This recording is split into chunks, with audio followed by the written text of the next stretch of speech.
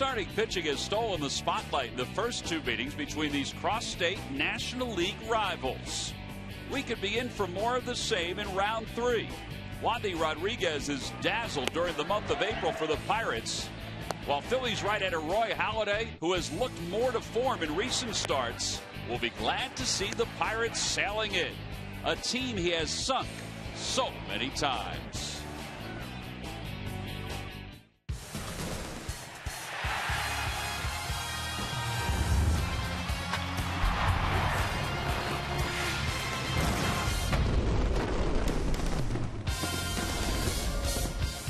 Paper can only dictate success. Well, on paper, we've got a very good pitcher's duel scheduled tonight in front of this crowd that's settling in on what's turned out to be a very nice evening at Citizens Bank Park. It's Wandy Rodriguez against the Doctor. Roy Halladay getting ready to go warm up for this start after two very good starts for the Phils. Hi, everybody. I'm Tom McCarthy, joined by Chris Wheeler. Doc has been very good lately. We'll talk about him in just a moment. But the guy he's going to face tonight, Wandy Rodriguez, who hasn't pitched well in this ballpark, he's been one of the best left-handers in baseball to start this year. Yeah, he's a good pitcher, Tom. We saw him a lot with the Houston Astros and pitched well in that ballpark, which is a tremendous home run park, especially with that short left field. He's a two-pitch pitcher. You talk about a guy throwing 3-4 pitch. He's going to throw fastball and curveball. There you see some fastballs. This is his last outing on a curveball there. 1 hit in 7 innings, only 82 pitches against the Atlanta Braves.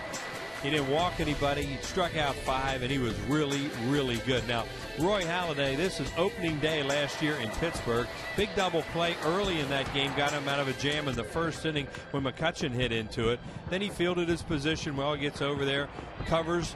He pitched 8 real strong innings before turning it over to Jonathan Papelbon, who then picked up the save, and the Phillies won 1-0 in the first game of the season last year. There's Freddie Galvis, who of course got the start in that game, and Nate McLeod came up late in the game with a chance to do some damage. Roy got him out with that off-speed pitch.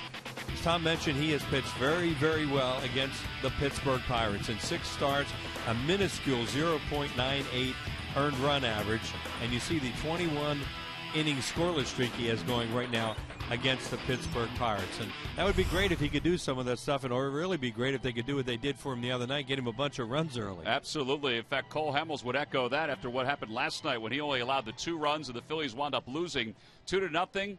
Phillies are hoping for a little offense tonight to back their pitcher, Roy Halladay. So Doc will be opposed by Wandy Rodriguez. You see their numbers. Doc's ERA is high, but it's low over his last couple of starts. And Wandy Rodriguez, well, his is low no matter what. Now, this is also a game that features 2 of the better closers in the National League. Jonathan Papelbon in Game 1 got the save, and then Jason Grilli in Game 2 got the save for the Pirates. The lineups and first pitch when we get back.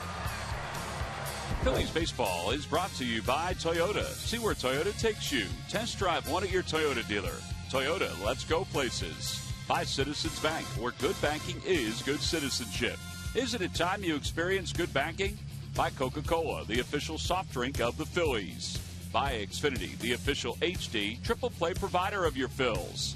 And by Independence Blue Cross. We're creating a more coordinated healthcare system that is built around you.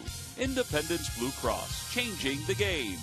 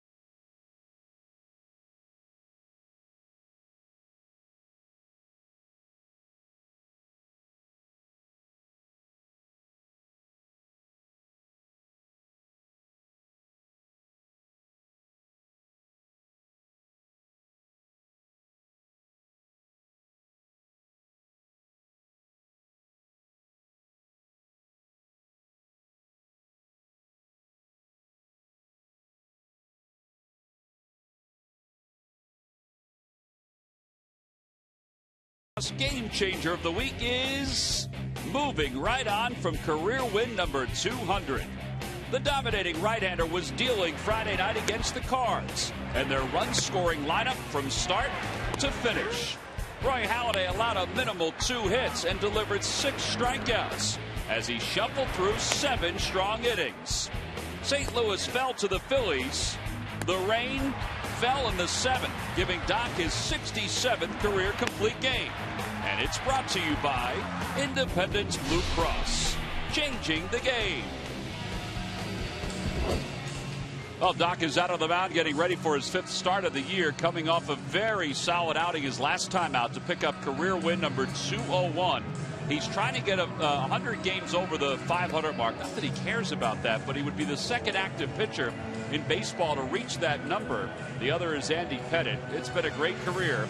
A little bit of a speed bump at the start of this season. Let's take a look at the lineup he's going to face tonight. It's brought to you by Xfinity, your home for the most live sports. It's Marte, Snyder, and McCutcheon. Then Garrett Jones, Neil Walker, and Pedro Alvarez. And the bottom third for the Pirates of Russell Martin, John McDonald, and Wandy Rodriguez. Trying to throw a few more left-handed hitters in here tonight. Of course, more right-handed hitters last night against Cole Hamels. Well, the rain is falling ever so slightly here at Citizens Bank Park.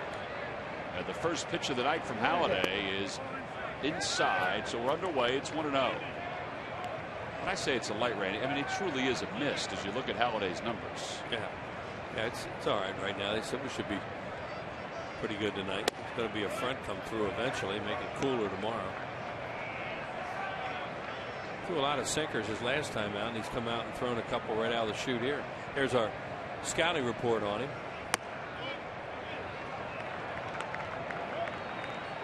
Has to repeat his delivery. His fastball command improved last time out. Goes 3-0 here with 3 fastballs. There's a strike on the inside corner. That's exactly where he wanted the first 2 pitches to go. So it's 3-1 to Marte, who's 3 for 9 in the series. And overall off to a good start, hitting .321 with a home run and 8 RBIs. And a strike in the knees. It's 3-2. He's doing his job as a leadoff guy up there taking pitches. All fastballs.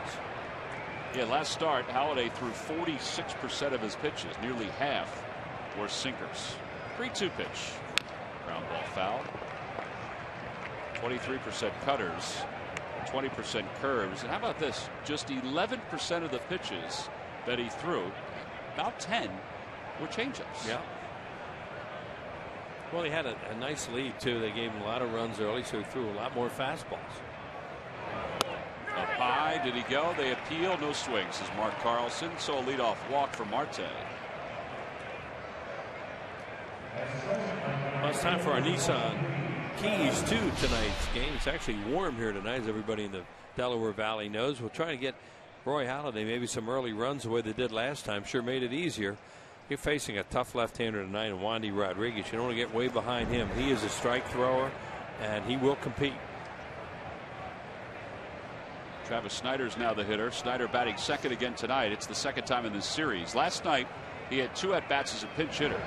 And he takes a change-up outside. It's 1-0. They play him to pull on the left side of the infield. Young is off the line at third. Rollins shaded toward the middle.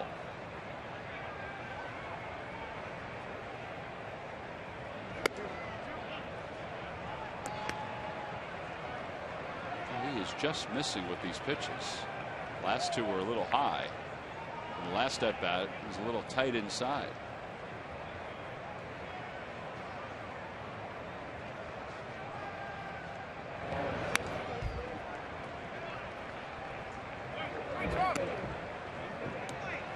This is the 4th ball game that Humberto Quintero has caught for Roy Halladay. With Quintero behind the plate, the opposition's hitting .194. Whether that means anything or not, there certainly is more of a comfort level for Doc. The 2-1 pitch coming. Fouled back just to Auer to left and out of play. It's 2-2.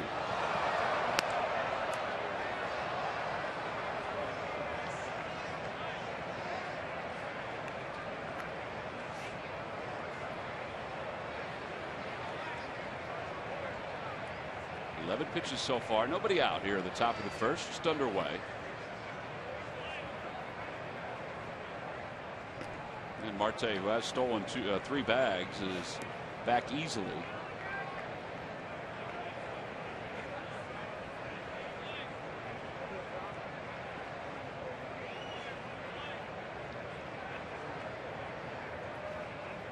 Runner goes. Pitch is taken inside. Quintero's throw is offline. And that's the 4th stolen base of the season for Marte. And it's now full 3-2 to Snyder. A good pitch to run on. It was an off-speed pitch, maybe a breaking ball or a changeup. But Quintero didn't have much of a shot to get him. Rollins took the throw in front of the bag. So Marte's in scoring position. He's been in scoring position in the 1st inning in all 3 games so far. He's a good-looking young player. He's got tools, energy. Down the left field line out of play. It remains 3-2. That was a hanging curveball there. So far, no swings and misses, and that's one of the things you'd like to see as the game goes along. You know the pitcher's throwing well when they swing and miss at him.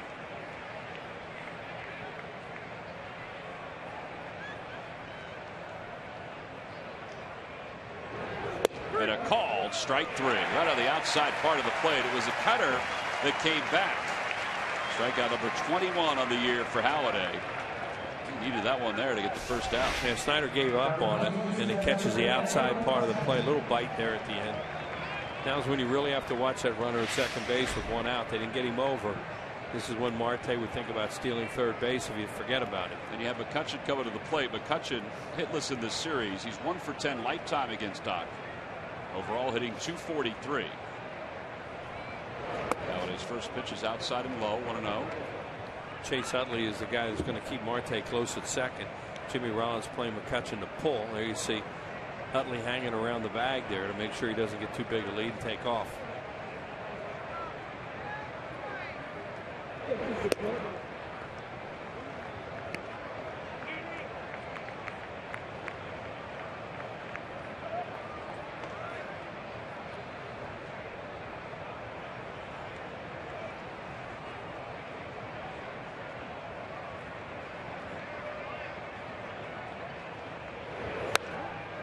Away, it's 2-1. Reminder that this is Earth Week. We've been telling you that all week long. Shade sunny windows to cut down on air conditioner use and save money. Awnings can reduce some rays by as much as 77%. Green is universal. Dan Iasonia asked for time. Pointed toward Quintero. Iasonia is the acting crew chief. This is Jerry Davis's crew, the veteran. Carlson's at first. McClinsky, who's in for the vacationing Davis, and then Brian Knight at third. Swing and a miss at a curveball. It's 2-2 to McCutchen. He had to pull off that one a little bit. It was a little bit of a spinner up in the zone, but he pulled off and missed it.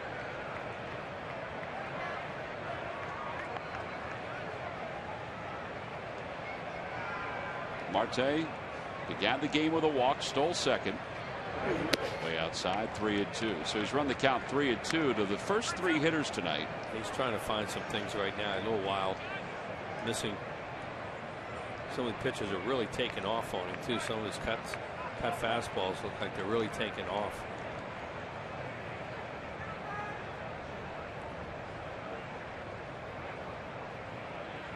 Runner goes, and the pitch is fouled down the right field line. Marte had that bag stolen. And it remains 3-2.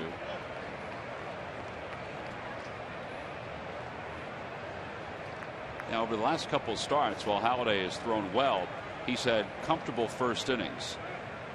Last year, though, most of the time he would struggle in the first inning of games. So this is not an oddity.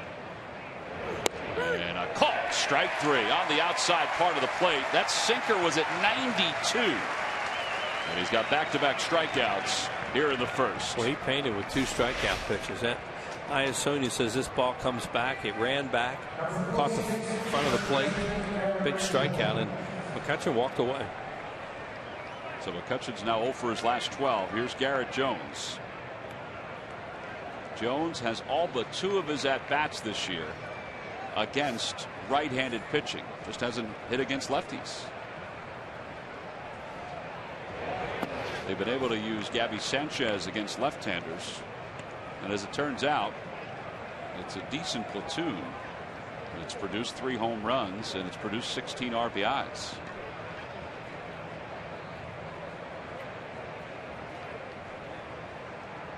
There goes Marte. Pitch is swung on and missed. No throw. Young was way off the line. So give him another stolen base. That's his second of the inning. Yeah, they're not that worried about him right now. Let him steal third base. They'd much rather have the infielders back. See, he knows he can get a better lead. Now, with 1 out, you're really concerned to keep him there. Now a fly ball can't score him. Swing and miss at a change up, 1-2. That ball just dove down in the strike zone. I think there's any reason to throw this guy anything hard because he's chasing all this slow stuff. There's that split change that he throws. Nice block. That's another thing. That's a pitch that probably is going to be in the dirt, and if you're a catcher, you have to have confidence in your ability to block it if you call it. But Jones is showing right now that he's going to chase his stuff in the dirt, so they may go right down there again. Breaking ball and a call. Strike 3. 3 straight strikeouts for Halladay with a runner in scoring position. Now let's see if the offense can get him some runs. A little revamped lineup for the Phils and includes Chase Utley in the 2-hole.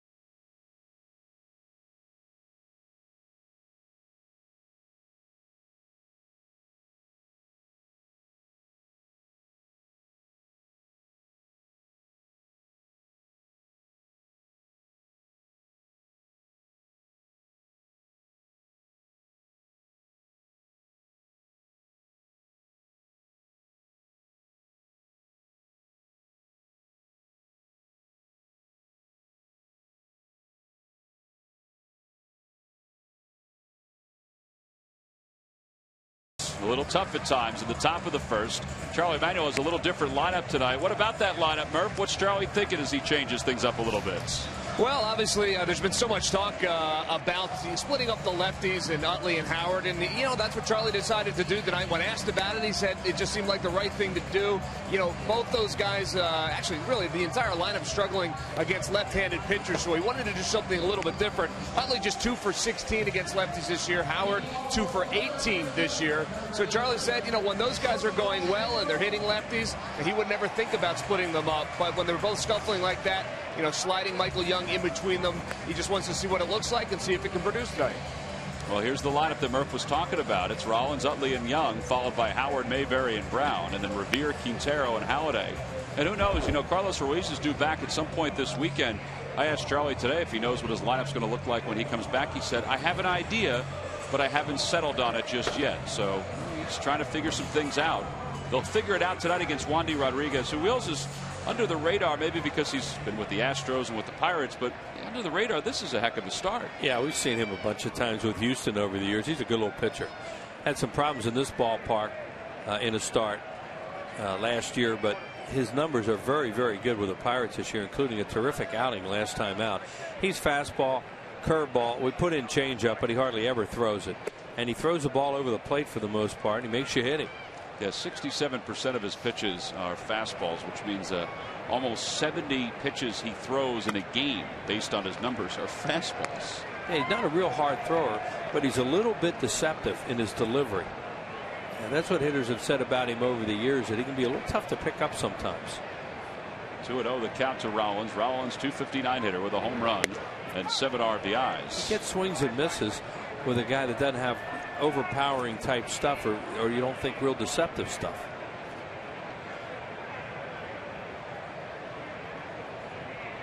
Wandy Rodriguez is now 34 years old. He's from the Dominican Republic. He signed through this year.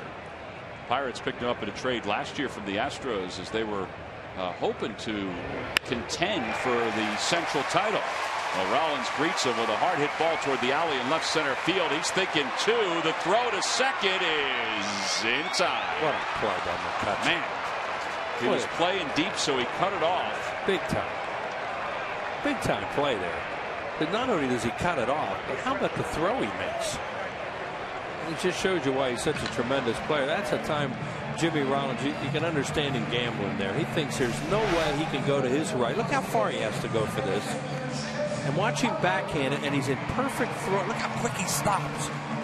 And then a one-hop almost strike to second. The way he put the brakes on there is scary almost. And it's a very close play the way it should have been. Should have been a double easy. See, Rollins thought he was safe and then went back to the bag. It didn't get back to the bag, but they had called him out already. So it's a single, 8-4 on the putout. Third outfield assist of the season for McCutcheon. And that's one of those ones where Jimmy Rollins said, I'll try that again every time. He did everything right there. 1 ball, no strikes, the count to Utley. A 301 hitter. Hitting nearly 400 against the Pirates in the last 13 games. And that one is hit well. Deep down the right field line. Fair or foul. It is a fair ball into the second deck. And the Phillies take a 1-0 lead.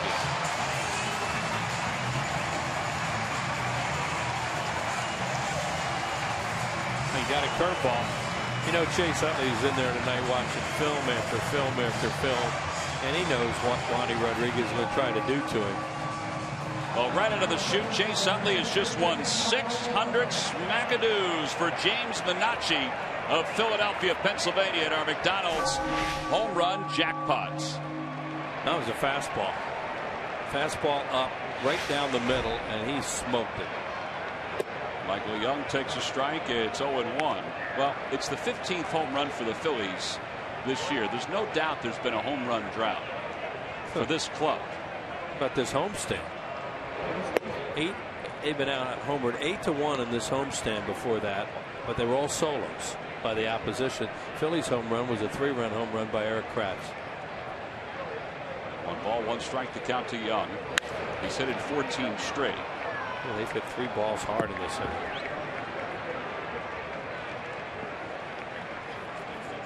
Chase, who did not play in last night's ball game, was here very early today preparing for today's game. Essentially ducked his head into Charlie Manuel's office and said, Charlie, can I play today? Here it is again. A fastball. Wandy Rodriguez, he took a look at it, but there's no doubt where that was headed. Well, for that home run and each one hit by a Phil's player this season, one tree will be planted by the Pennsylvania Horticultural Society as part of Home Runs for Trees, a partnership between the Phillies, PHS, and Aramark. Home Runs for Trees is part of Plant 1 Million, a project to restore the region's tree coverage. For information, visit Phillies.com/red goes green. First home run ball given up by Rodriguez this year. That would have been a pretty one to watch in Pittsburgh. Oh, yeah. Would have cleared that area out there, bounced on the sidewalk into the river. Well, it's only the second earned run he's allowed the entire year.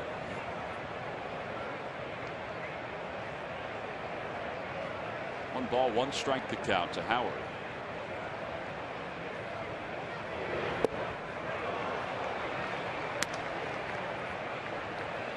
See a lot of those curveballs tonight from Rodriguez. He'll throw them in the 70s.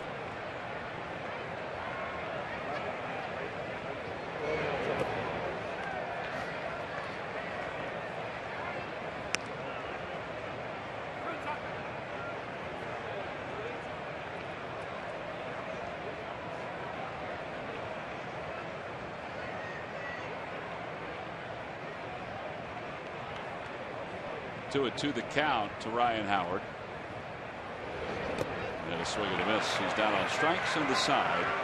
He's retired. Chase Utley gives the Phillies the early lead with his 4th home run of the season. This was a yacht. Got a fastball, turned on it quickly into the second deck in right field. 1-0 Phillies as we go to the top of the second here at Citizens Bank Park.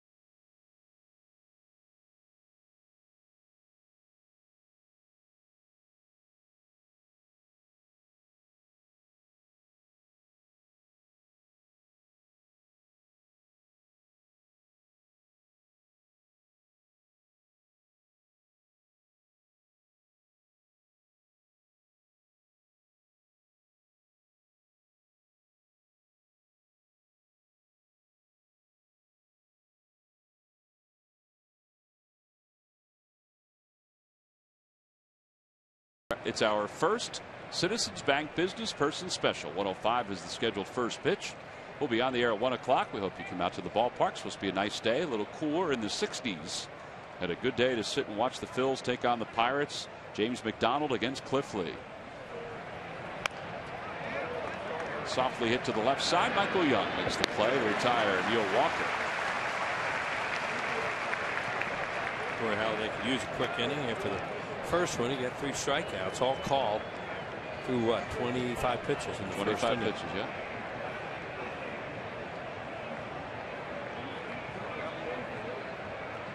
So with 1 out, it'll bring Pedro Alvarez to the plate.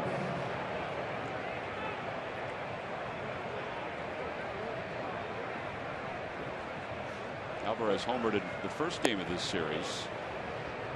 Takes inside. It's 1 ball and no strikes.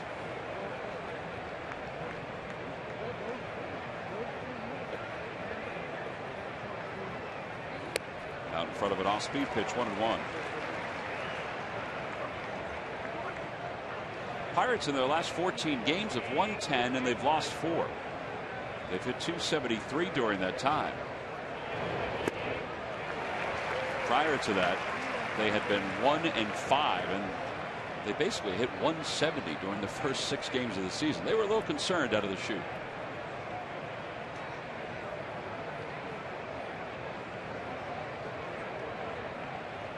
One ball, 2 strikes the count.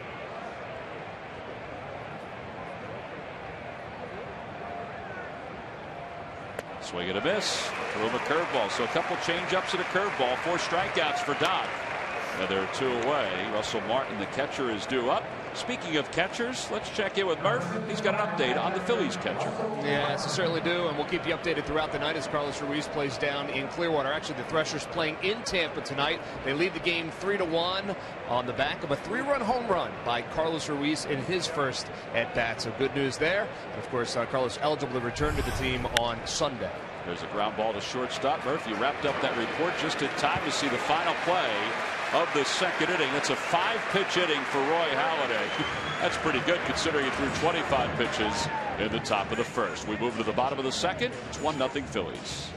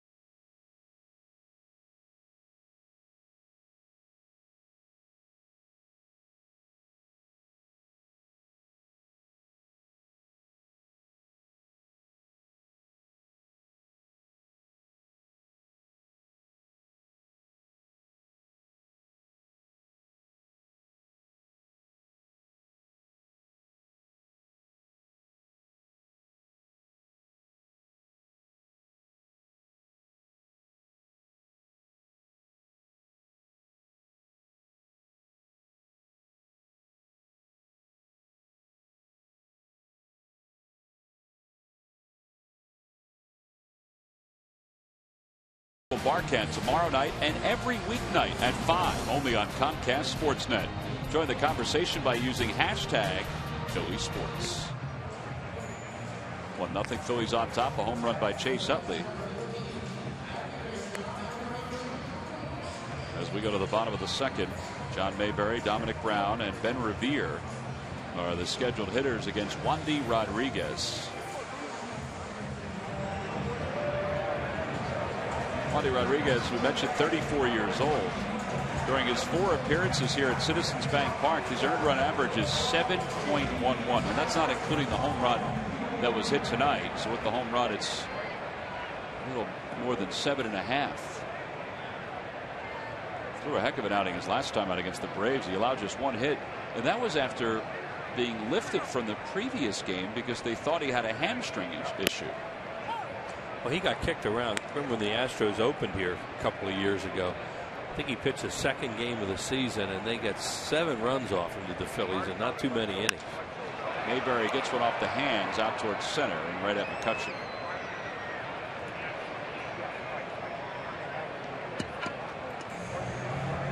So John is retired. Dominic Brown is coming up.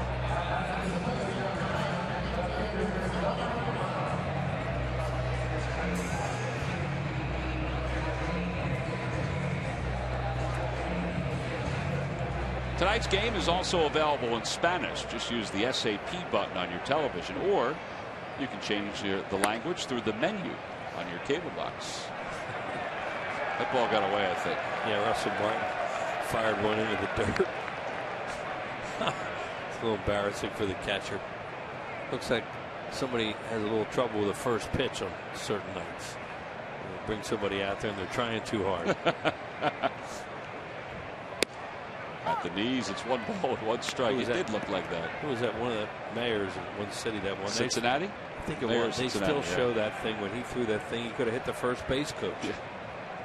Not Jerry Springer, by the way. No. A different mayor.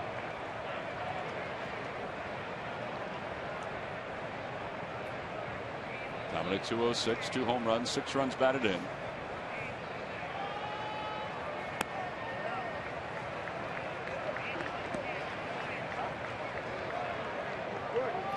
He's only thrown 2 pitches so far, fastballs and curveballs. Well, there's a fastball at 89. That's where you should really be geared up to hit a fastball right there in that spot. 3-1.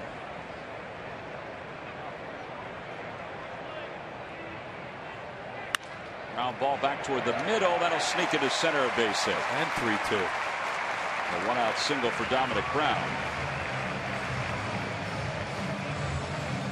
After the Phillies finish up their 2-game series at the Cleveland Indians next week, they'll be home to take on the Miami Marlins. It's a 4-game set.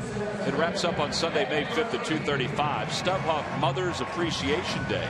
Chase Utley tote bag free to women 15 and over. There's a tote bag right there. Order your tickets now at Phillies.com.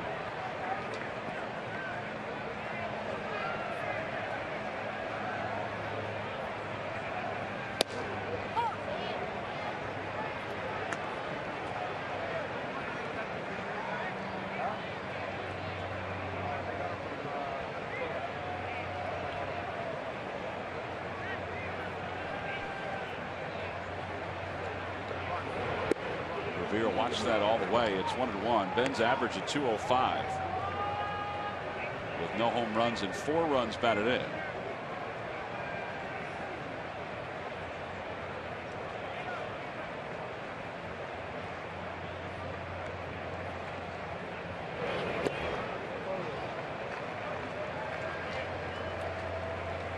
Toyota Major League Scoreboard. Your Vitória Alba has helped out everybody in the National League East by defeating the Atlanta Braves 6-5. Braves lost today. The Nationals lost today. Phillies going to gain a game on the Braves. They gain a game on the Nationals. They usually the Nationals score. They get swept by the Cardinals. Steven Strasburg gave up 3 in the first inning, settled down, but Nationals are like the Phillies right now. They're not hitting much. Yeah, Yadier Molina gave a little insurance run late in the game. Also threw out a base runner trying to steal late in the game. Yeah, they were running on a 3-2, trying to make something happen on a 3-2 count, swing and a miss. That happens with him back there. Yeah, have a lot of caught stealing double plays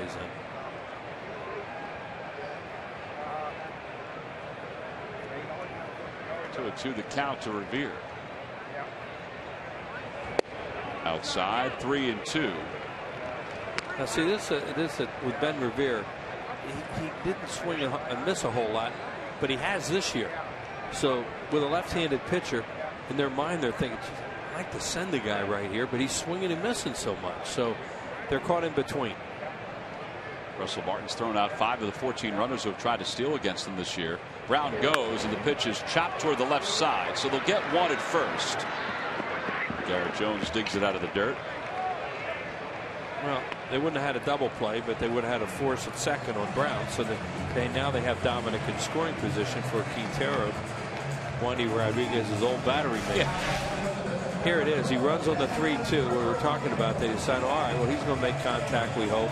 McDonald, quick pitches or quick throws right there to get Rivera. And you can see where Brown was. Dominic's at second base because he's running on the count. Not to steal the bag, but to run on the count.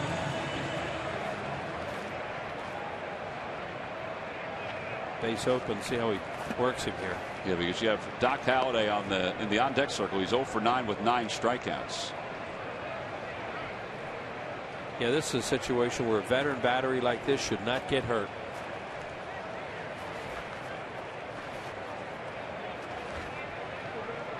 Phillies hope they make a mistake. Oh, that was a delayed call by Dan Iasonia. Quintero doesn't want to say too much because he wants those pitches too, but that's outside. Yeah, I guess that's an understatement that it was a delayed call. Yeah, that was a flip a coin call.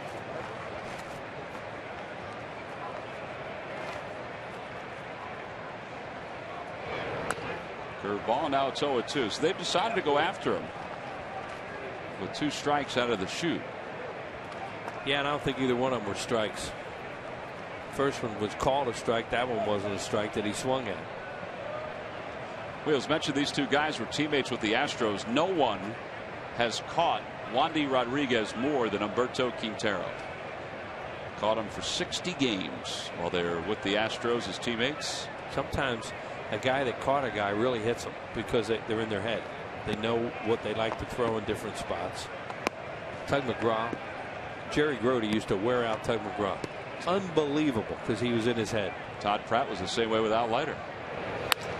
The opposite way, Garrett Jones will field it and flip to Rodriguez covering.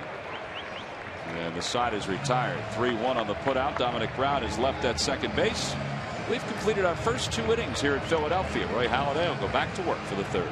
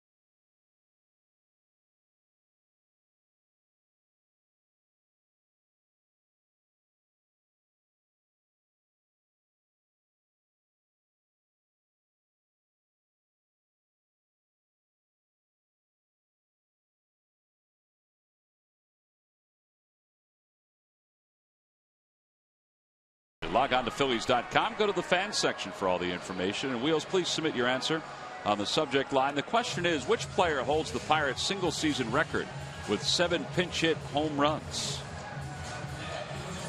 Wow. I bet you those guys would know the answer, Wheels. Those guys sitting right there. What do you think? Maybe. 7 pinch-hit home runs in one season.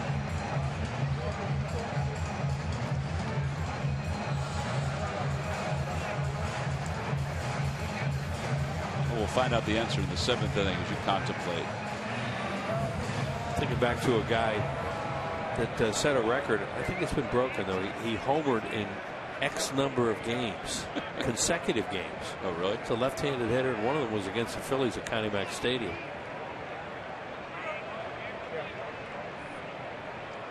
Here's John McDonald, and he takes it side. It's 1 ball and no strikes. As we begin the top of the 3rd, the Phillies on top. but I don't know that he had a lot of pinch hit home runs. Dale Long is who you're talking about. So that's obviously not the answer. Nope, I'm giving you a hint. It's not. That ball's hit well deep down the left field line. It's going to hook foul. He hit, what, 7, 8? Wow, that was just foul. Oh, no, it wasn't just foul. 7, 8, 9. Yeah, wasn't it? Don Mattingly broke it, and then Ken Griffey Jr. may have broke Mattingly's numbers. Yeah, and it held up for a long time. Halladay threw 5 pitches. I guess officially 6 pitches in the second. Dominic Brown has no idea where that ball is, thankfully. He got twilighted a little bit there. Yeah, it is a tough sky. He's still stuck. I couldn't see it. That's a nice feeling when he saw those fans reaching for it. 1-2 pitch to McDonald. Back toward the middle, and Utley diving play from his knees in time. Whoa. Ryan Howard held on to the bag. That was a great play all the way around. Well, we've had 2 beauties here tonight. McCutcheon's play in the first inning, and that one by Chase Utley, and a good job by Ryan Howard to stretch out and get it too. Here it is. That's a base hit. Now, but it took a nice big long hop, and now Chase dives, gets it. Howard stretches out. That's a beauty. Got to pop up in a hurry. Got a lot on that throw from his knees. Here's Wandy Rodriguez who takes strike 1. It's 0-1. 1-run game. Rodriguez will be up there to bunt if they'd have gotten the leadoff man on. Top of the order coming up. Nice play. Into the Phillies dugout, or I should say over the Phillies dugout and into the crowd.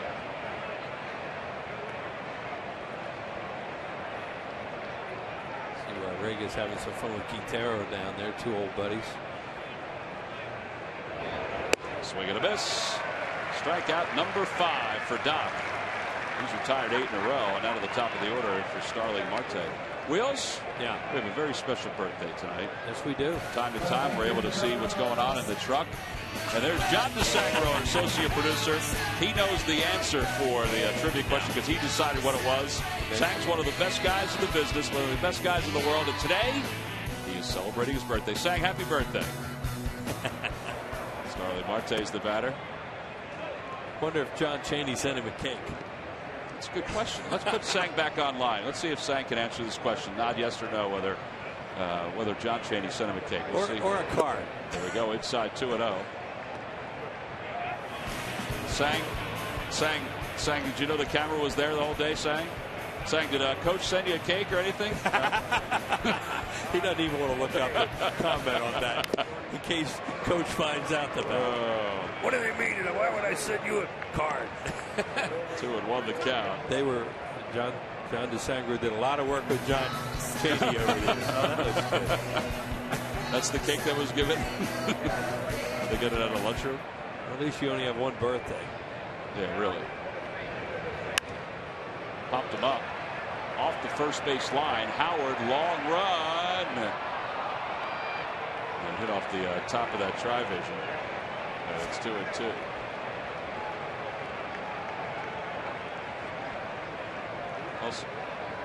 Also want to wish a very happy birthday, 92nd birthday to Jim Nacito. Jim's daughter Debbie works in our front office, does a great job. So Sang, you have the same birthday as 92-year-old Jim Nacito. Pretty good company. Yeah. 2-2 pitch. And a called strike 3, strikeout number 6 for Doc. How about the way he's been dealing since that leadoff walk? Halladay has found the strike zone. He had back-to-back Ks in this inning. Sang pumped up for Roy Halladay's outing so far, 6 in a row.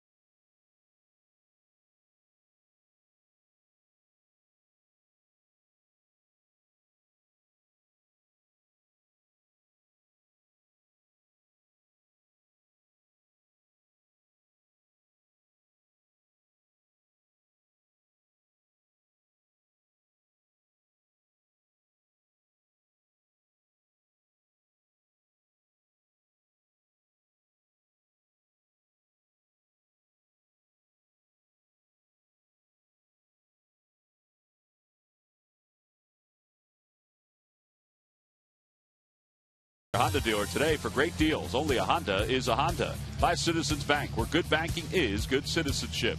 Isn't it time you experience good banking? And by Toyota, let's go places. So we go to the bottom of the third. Roy Halladay leads it off. Doc is 0 for 9. He has 9 strikeouts. He's been working on it, though. He was taking batting practice yesterday. He's behind 0-2 here.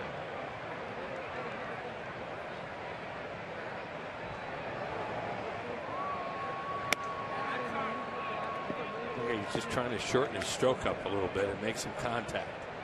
But they've been throwing it right by him. One time he struck out attempting to bunt. Well, there's a called strike 3. So first strikeout, I should say second strikeout for Rodriguez. What a way back to the top of the order. MLB.TV is celebrating its 11th anniversary. Join the millions of fans and subscribe today. And it's getting better and better with each passing year. There's so much more to it that you can enjoy. You can watch every out-of-market game live online on your favorite mobile and connected devices in HD quality with MLB.TV Premium. Visit MLB.TV today. MLB.TV, baseball everywhere. Rollins singled, was thrown out trying to stretch it to a double his first time.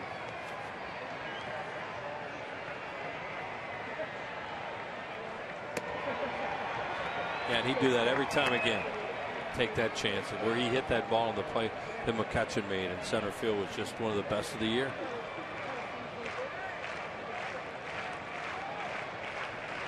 It was all set up by the way he approached it, too, to get into position to throw. Then it helps to have a gun.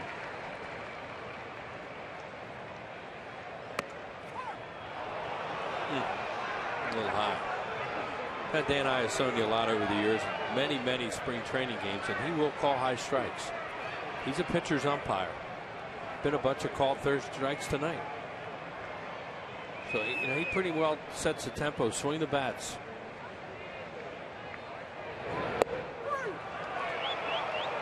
Well, Rollins walks away. I'm sure unhappy about both of those calls. That looked like it was more of a strike than the last one. Well, Chase Utley's coming up, and he's the difference in the game right now. Yeah. Home run off a fastball. It was almost like Wandy Rodriguez looked in to see where the location of that was before, because he knew where the ball was headed. It was going to be a homer. That home run for Utley is 4th of the year. Good numbers across the board for Chase. 311 with 4 home runs. Had 16 runs batted in.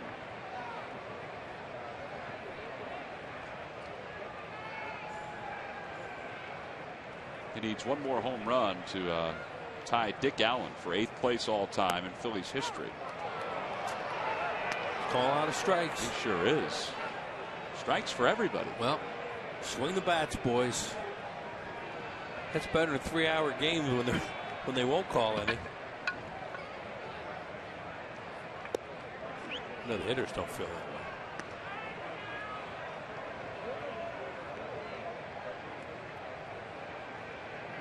Used to be a few umpires around that would do that stuff.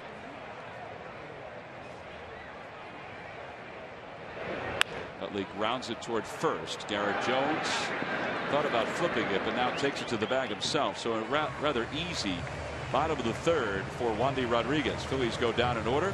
We go to the top of the 4th inning on what's turned out to be a pretty nice evening.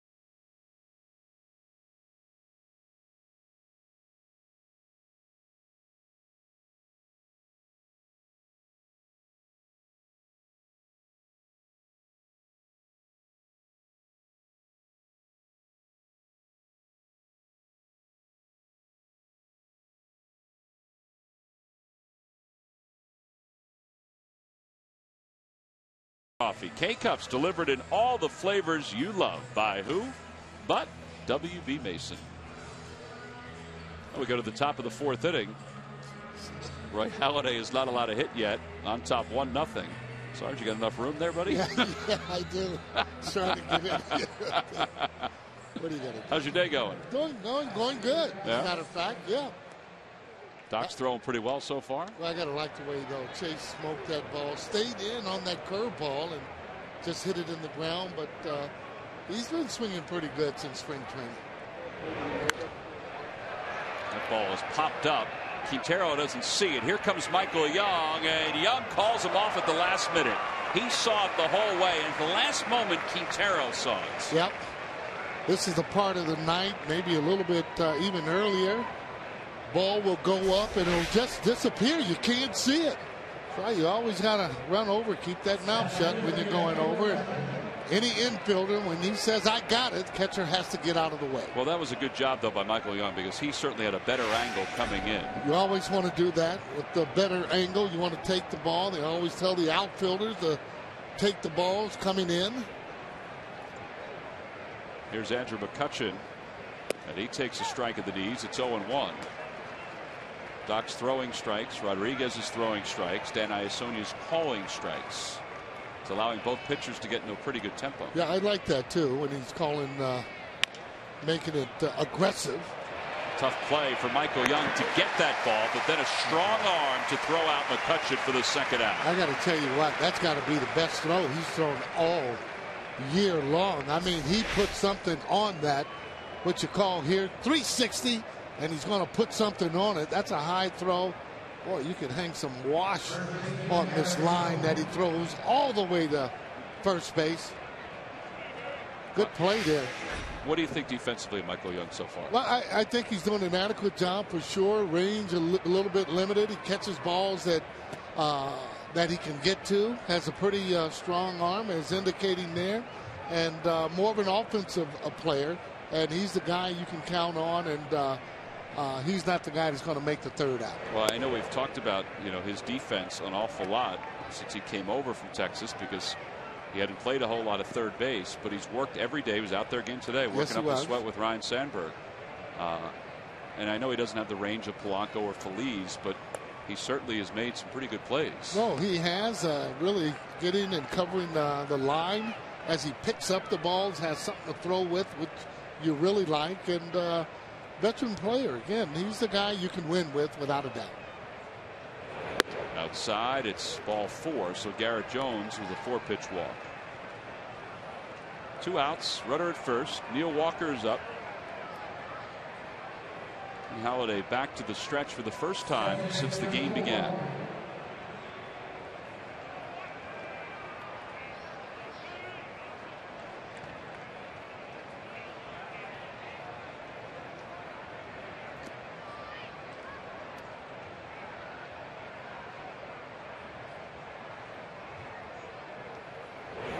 Walker swung at the first pitch.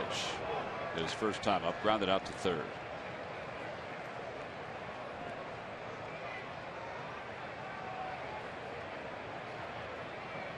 1 ball, no strikes the count.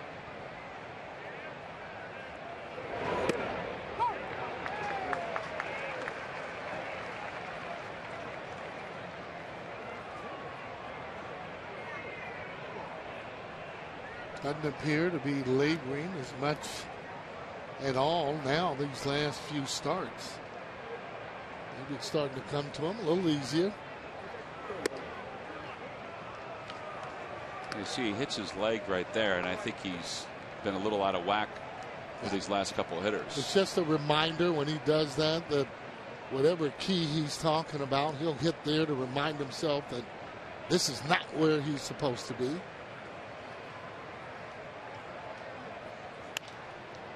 He threw a change up, and it's grounded foul. Rachel will play it off the half wall and bring it over to a young fan. 2-2 the count.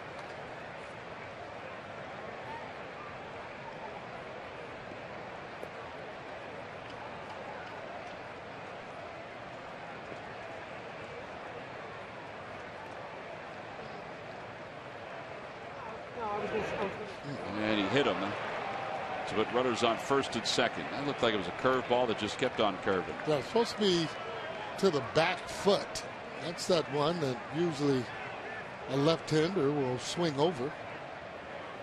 I think Halliday's thinking that he didn't get out of the way at all. He didn't try to get out of the way. Well, I mean, it was curveball. That was following him no matter what. I mean, he's in the batter's box. Got to give them some rights. This ball usually follows you like it is a missile. I don't think he had anywhere to go. Yeah, not unless he wants to try and jump up. I mean, you can't look at a ball like that. You did exactly what you're trying to do, and that's not to let it hit you. No hitter wants the ball to hit him. Well, maybe with the bases loaded in the bottom of the ninth. In the World Series, Game 7. There you go. Here's Alvarez. Alvarez takes inside 1-0. Alvarez struck out his first time up. He got him with soft stuff, so he starts him off with a changeup in this at bat. That's part of the duties for the catchers to remember those type of situations, the breaking pitch, a fastball, whatever it might be when you get a hitter out. Velocity-wise, his best fastball tonight has been 92. Yeah. Yeah, I'm more impressed with the location. Get away with that velocity, with that location. And now he's ahead 1-2. He threw him a curveball there. 6 strikeouts so far for Doc through 3. He has Garrett Jones at second. He walked him. Neil Walker at first. He hit him. 1-2 the count to Alvarez. Then the pitch. Inside 2-2.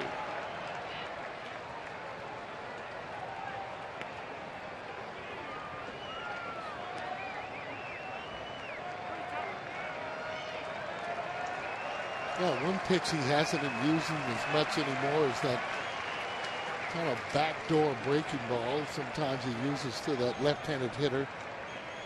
And that's a dangerous pitch because if you miss, it's going over the heart of the plate. Back toward the middle. That's going to drop for a base hit. Jones around third. He's going to score. And we're tied up at 1. That's the first hit of the night for the Pirates. And it comes with 2 outs here in the 4th. Actually, not a bad pitch there. Jammed him. Hit softly out to center field. No chance for Ben Revere to throw him out going to home plate. Take a look at it. Looked to be a breaking ball there. Kind of got in on him just a little bit as Doc goes behind the plate to back it up.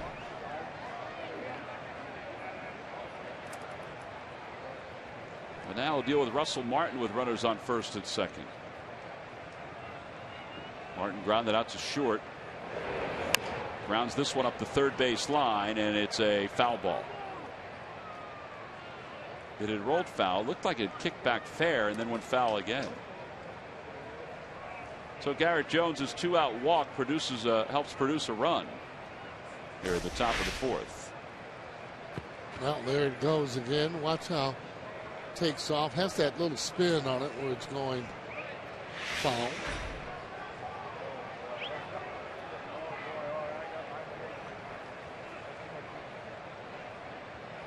Well, it is amazing how many times when you walk a particular batter and ends up scoring 1 out, 2 outs, nobody out.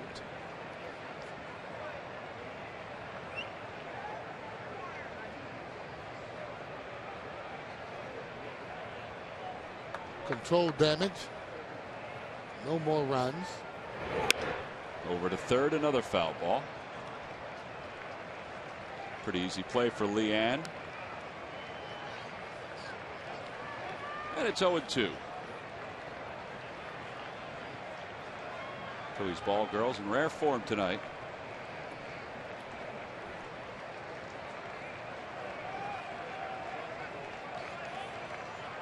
See the runners not being held on, leading off first and second.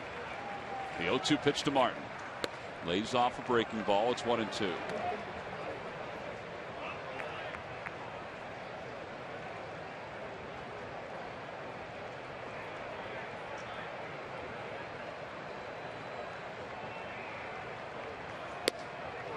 Boy, he nearly got him in a fish after that one, didn't he? Yeah. Yeah, these games, I mean, even though early in the season they become big games when you're first place team in your division, they lose. Good way to pick up a game. Ground ball foul. Without going head to head. And they need all the games and all the series that they can manage the fighting fields. Someone brought up a good point today. Depending on what happens with the Mets game against the Dodgers, and the Mets are trailing 1-0 in the third, the Phillies could be 5.5 out. That one's just inside 3-2. If they win tonight, because Atlanta's lost, Washington's lost. Right. That's big.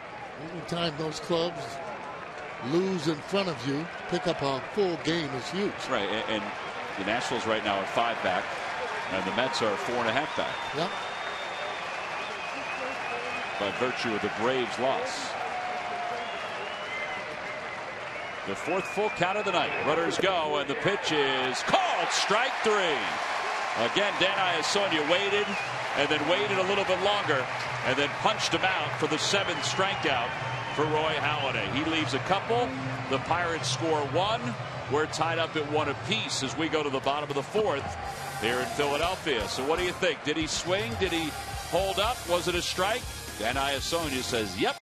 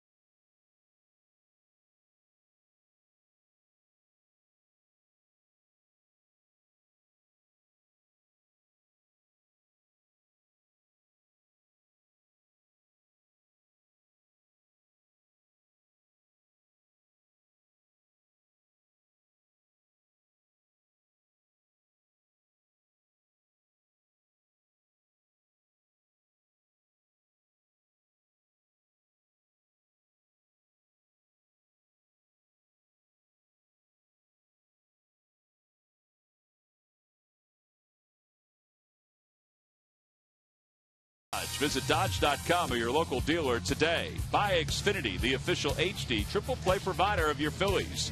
And buy Nissan. Choose Nissan today for great offers on our most innovative lineup ever. Shop at ChooseNissan.com. Well, Sarge, after you get that telestrator down, we're going to send you to the truck, and you got to figure out what to do with all those buttons right there as the telecast goes on. Well, I mean, go in there, and they'll tell you which button is what, which one does this. Just light them up like a Christmas tree. It'll take you a year or so maybe to get it down, Pat. Michael Young takes the first pitch high from Wandy Rodriguez. I mean, they've been doing it a long time. Every now and then they'll have not the right amount of outs and so on there. You know that. 1-1 the count. Well, we're talking about the scoreboard, right? Well, that was no, that was inside our truck, right? I know, but they control all of the scoreboard and all the lights around, right? No, they control the scoreboard up on top of Michael Young's head right there. That's what they control. They don't control what's going on in the ball. Well, somebody's been wrong with the outs over the course of the years. Okay. let's put it that way.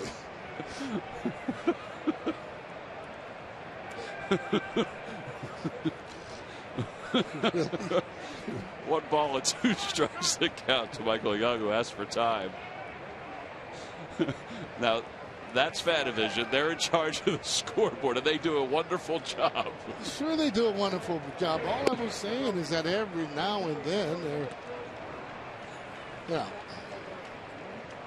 and I go in there. I like those guys, and we got the right count deal. 2-2. A curveball swung on and missed. And that's the 4th strikeout for Wandy Rodriguez. A reminder, it's Earth Week. Just because you've jogged your sneakers into the ground doesn't mean it's time to trash them. Recycle them to give them a new life. That material can morph into a track, a basketball court, or even a playground. Green is universal.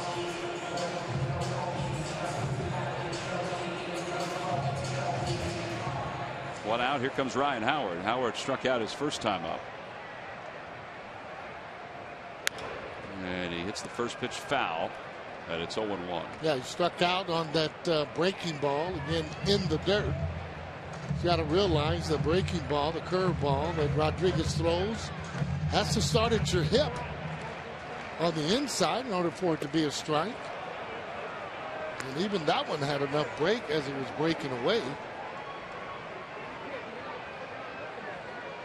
He can do anything he wants. Fastball, I mean, it's just down and away.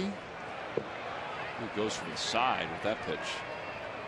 He's tough to hit for a left-hander, no doubt about it, because he does come from the side and he does pitch inside. He will throw a fastball inside. Breaking balls, he's just knows how to pitch. That ball's hit foul.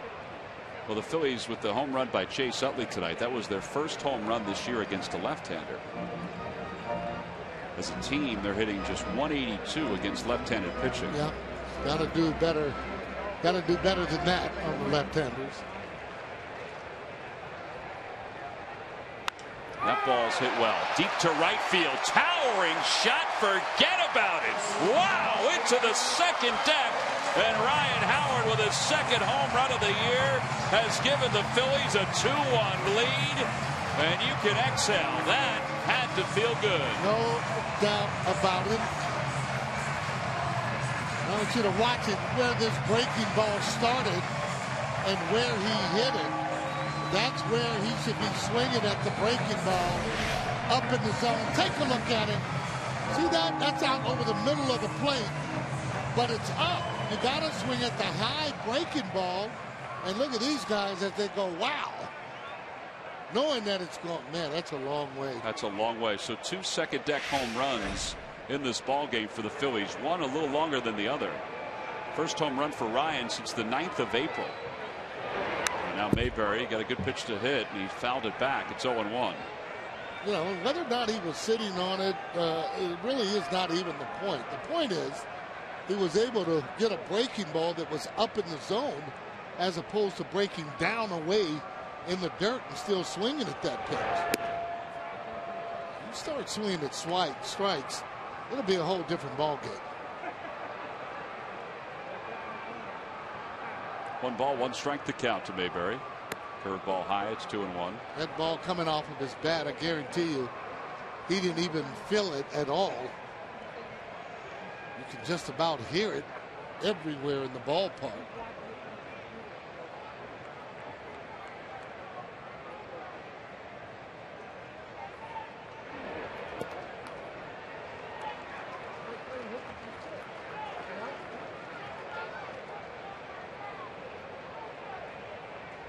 Didn't seem to get upset there on the mound. So take a look at Clint Hurdle, manager, chewing on a little gum. Mayberry lays off. It's up high, ball 4. The first walk. I think Clint's going to pound that gum a little bit more. And that'll bring Dominic Brown to the plate. All right, so coming into the game, Phillies had no home runs against a left-handed pitcher. Now they're 2 lefties. They're 2 big lefties. Yeah. Each have a home run tonight. One on a fastball, one on a breaking ball, which was just smoked. Actually, both of them hit hard. Chase Utley, his ball hit hard. Well, all we're looking for now is just a little bit more consistency out of not just those 2 guys, but the rest of the guys that are in the lineup. Brown singled his first time up.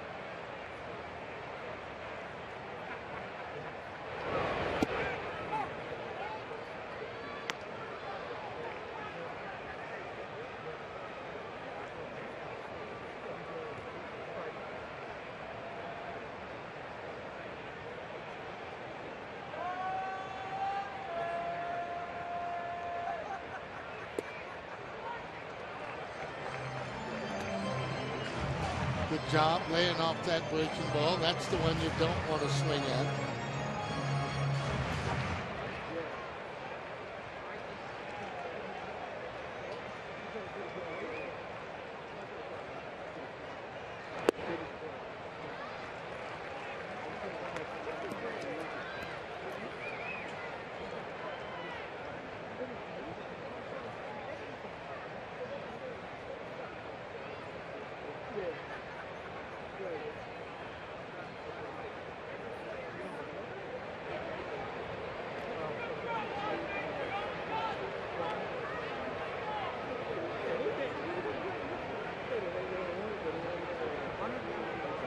Two balls, one strike. Pretty good running count.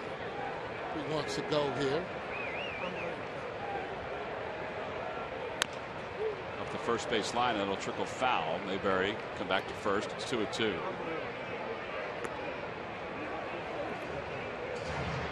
Well, Mayberry, one of those kind of runners that when he gets started, he starts running a little bit faster.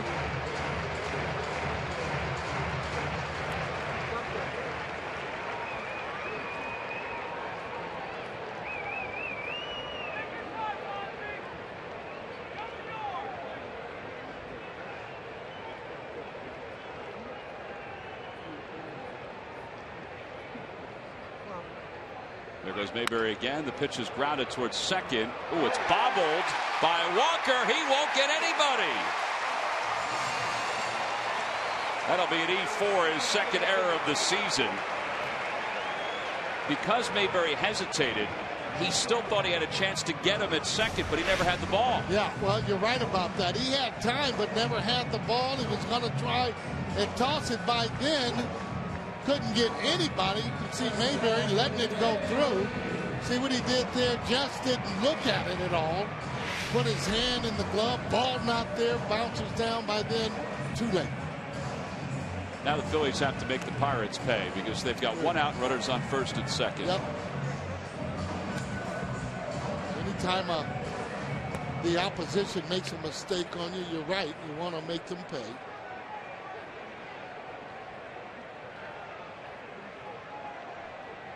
Ben Revere is 0 for 1. He grounded out to shortstop back in the second.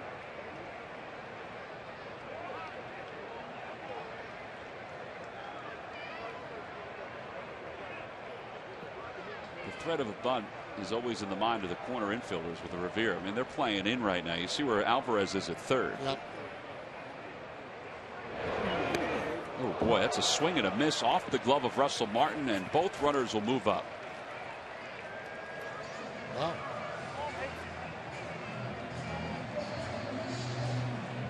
I don't know exactly what he was actually thinking about there. I mean, it looked to be a fastball up and in. Take a look at it at the last minute. He closes his eyes and tries to get out of the way or swing, one of the two. I don't know if Russell Martin was crossed up because now Ray Searage is going to come out to the mound to talk to Wandy Rodriguez and Russell Martin. He just asked Russell Martin, are you okay? So maybe they're just giving him some time. That was as awkward gets. Martin's kind of stretching out his neck.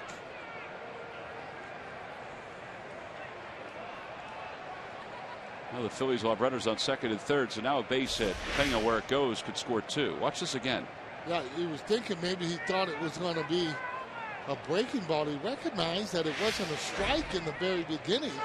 At the last moment, however, pulled the trigger to try and hit it. He needs something out over the plate now, and see about trying to drive in 2 runs if you can get it out there in that outfield for a base hit. Well, the infield is now in all the way around with 2 men in scoring position for Ben Revere. Outside, 1-1.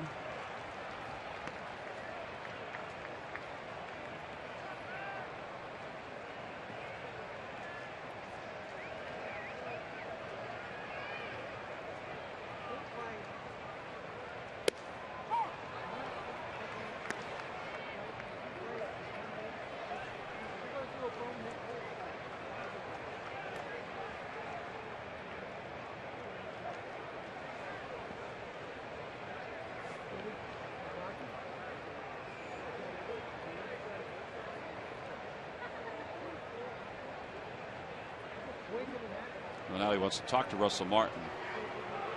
It's been kind of an uncomfortable inning for Wandy Rodriguez. Well, he knows and realizes a big inning for him. Runners in scoring position. A reminder that Tuesday, May 14th, when the Phillies take on the Cleveland Indians, all fans coming to the ballpark will receive the Phillies cap that Chris Cashman is wearing right there. You see Chris, he's got the gun behind home plate, and he is sporting the cap that will be given out for Teva Respiratory Asthma Awareness Night. Make your plans now. Order your tickets. Great giveaway. Smile, Chris. You're on television. I believe the guys in Fanavision, Sarge, just let him know that he was on television. Yeah, the guys in Fanavision are my friends too, you know. Okay. It didn't sound that way earlier. I just want you to know. You're friends of everybody. Uh-oh. Now he wants to talk to him again. This is what Sarge would call a state of confusion. Yeah, well, just not on the same page in terms of calling a pitch. Rodriguez obviously wants one pitch, and, well, pitcher usually wins out.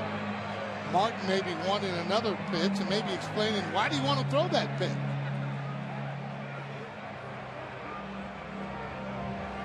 Wandy Rodriguez is laughing now as he goes back behind the mound. 23 pitches this inning. Second and third.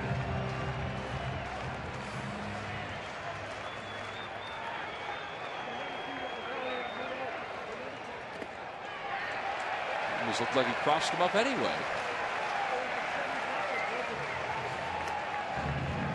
Wow.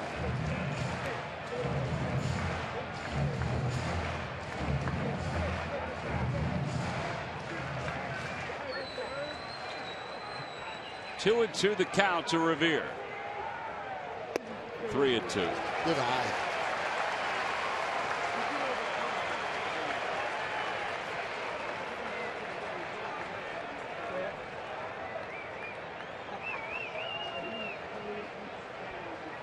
Want to make it down in your zone. Don't want to swing at a high fastball up near the shoulder area. Get it down somewhere near that belt area and let it go. Now the 3-2 pitch.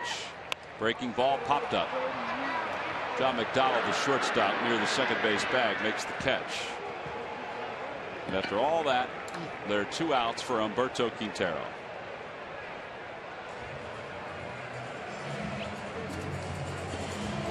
Well, you got to think they're going to intentionally walk Quintero, wouldn't you think? I would think so. I mean, you have Halladay, who's 0 for 10 with 10 strikeouts this year. You're down 2-1. I mean, he got himself out the last time. Yeah, why take a chance? Yeah, they're going to walk him. So Quintero will be intentionally walked to load up the bases.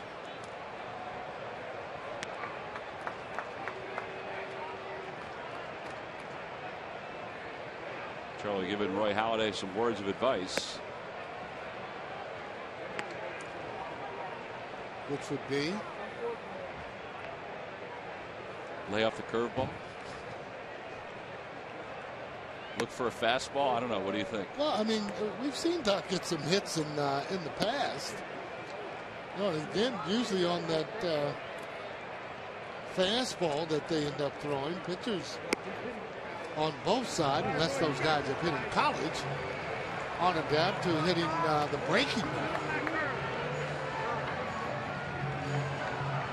So Quintero will take his spot over at first. The bases are loaded for Doc. Tonight on Sports Night, get complete analysis and a breakdown of this ball game between the Phils and the Pirates, plus the latest on the Eagles as Chip Kelly prepares for the draft. Get all the news Philly fans need to know on Chevy Malibu Sports Night tonight after Phillies postgame live right here on Comcast Sportsnet. So Roy Halladay's 0 for 10. He struck out in his first at bat tonight. Had a swing and a miss at the first fastball. It's 0-1.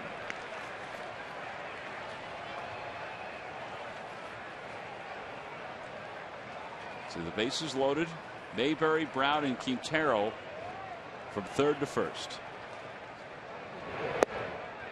1 ball and 1 strike now to Doc.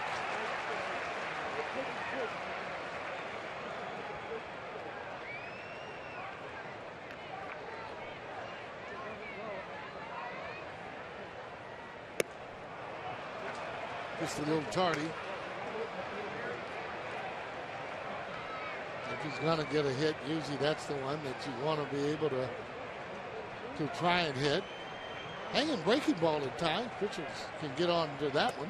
Well, he's down on strikes, so the Phillies leave him loaded here in the 4th inning. However, they retake the lead. For Ryan Howard, it's his first home run since the 9th of April.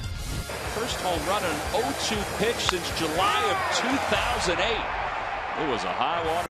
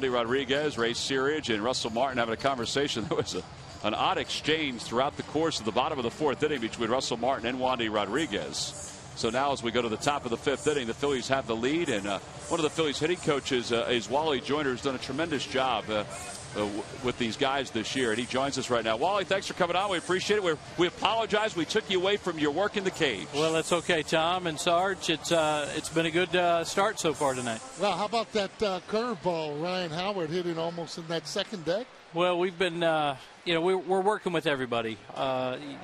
It's not a secret that we're not where we want to be. We got off to a slow start, and so now we have to go back to the drawing board for a lot of these guys and get them back to being confident and swinging at better pitches. You know, Wally, 2 home runs tonight for left-handed hitters against lefties. You were a very accomplished left-handed hitter. What do you tell guys to do when you're facing a tough lefty like, let's say, a Wandy Rodriguez? Well, I think that for most of us, and going up against a left-hander kind of quiets you down a little bit. You stop trying to do too much. You look at the release point a little better, and I thought Howard had a really good at bat. His first at bat was not what he was looking for, and he made the adjustment. Dominic Brown makes a diving catch. Whoa, boy, what a play by Dominic Brown! Wow, that was a well of a defensive play by the Phillies left fielder. no doubt. Wally, I know you've been working on his offense. I'm sure when you get a chance to see this, you're going to be pretty proud of what he just did with the defense. Well, he's been working hard, too. We've all been working hard, and, there's things that we all can improve on, and we're all willing to do it. The guys come out and work hard every day, and not surprising that he made that good play. Well, he did it all up in the air. Well, how difficult is it to get him to hit strikes? I know easier said than done, but with Ryan Howard, when he swings at strikes, he's as good a hitter as, anybody in the game. Well, he is, and we go up trying to swing at strikes. Yep. Sometimes we don't do it. It's because of, I think, a few things. Number one, we're trying to do too much. Number two, we're putting too much pressure on ourselves. Yesterday, I thought we had their pitcher in the hole a couple of innings. and we let him off the hook by swinging at a pitch that we shouldn't have swung at. Well, Jimmy Rollins just retired Wandy Rodriguez for the second out. Well, you and Steve Henderson are working together for the first time. It's the first time the Phillies have had two hitting coaches. What is that relationship been like with the two of you guys working with the hitters? Well, it's been great. I've enjoyed working with Hindu, and you know, I don't think it's not brain science. 4 eyes are better than 2 eyes sometimes, and we have some great coaches on this team and a manager that has had great success being a hitting coach and also being great hitters.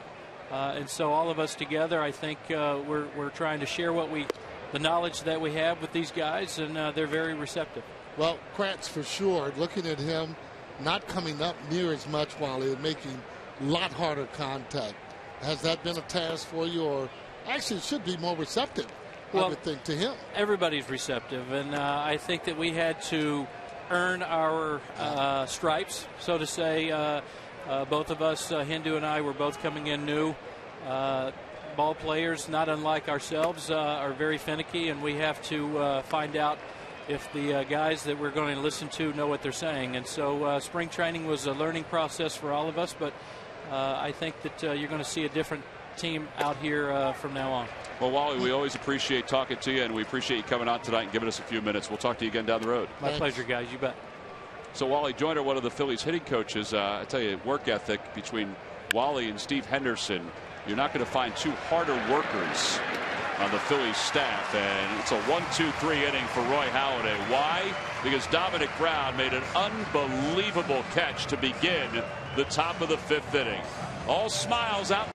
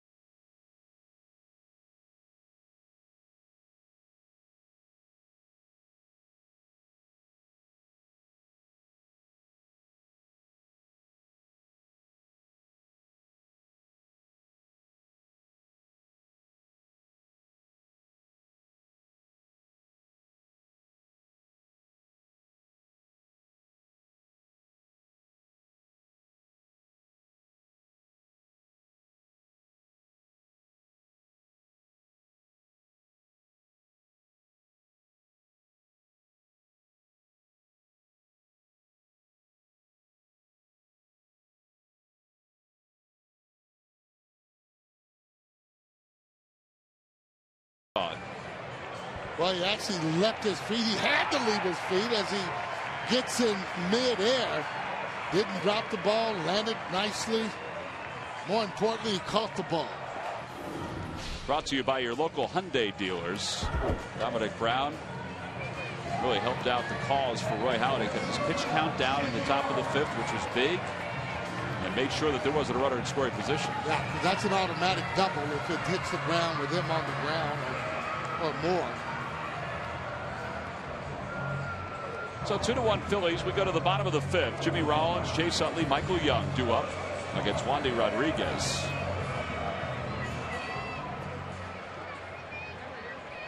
Rollins is 1 for 2. He singled in the 1st, struck out looking in the 3rd.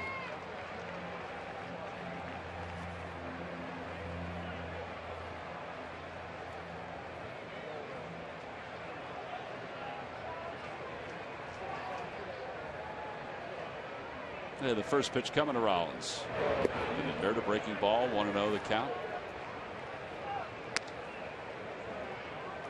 Rollins now 9 for 28 on this homestand. Well, it's interesting. Wally said that even coming here, even though major league player, They know all about it. They got to earn the players' respect. And the respect comes when you're able to talk about hitting, and then they're able to get results. Because if you're just talking about it, saying do this, do that, they're not going to be listening to you very, very long.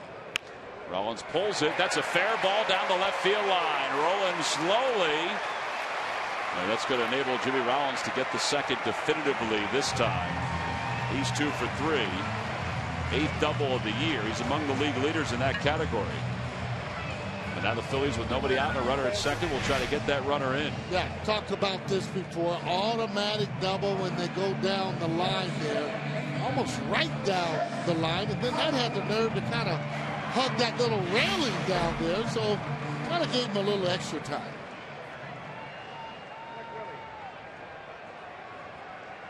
Chase Utley homered his first time up, grounded out to first his last time.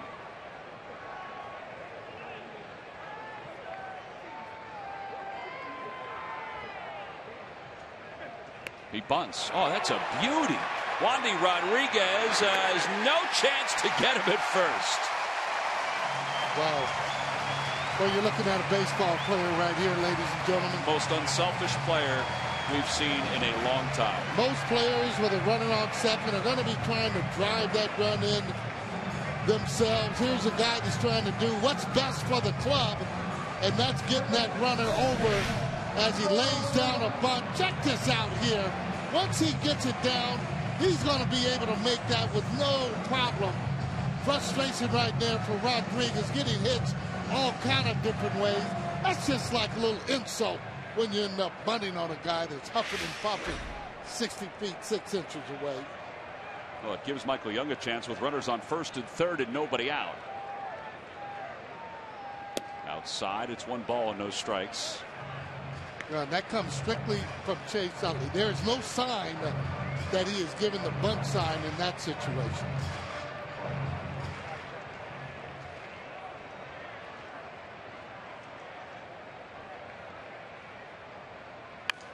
Over toward third. Alvarez to second for 1. Rollins is coming home. The throw on 1 hop, and Martin's got it. It's the same play we saw last night where Mayberry came home. That shouldn't happen. And they got him at the plate. Rollins froze. Yeah, waited for the throw to go to second and then broke for the plate. Yeah, he's got to go right away once it's hit to the fielders. Therefore, they will come home, and then you still have the 2 out even if they get you. You know, it's a difficult play to read, but you got to be able to.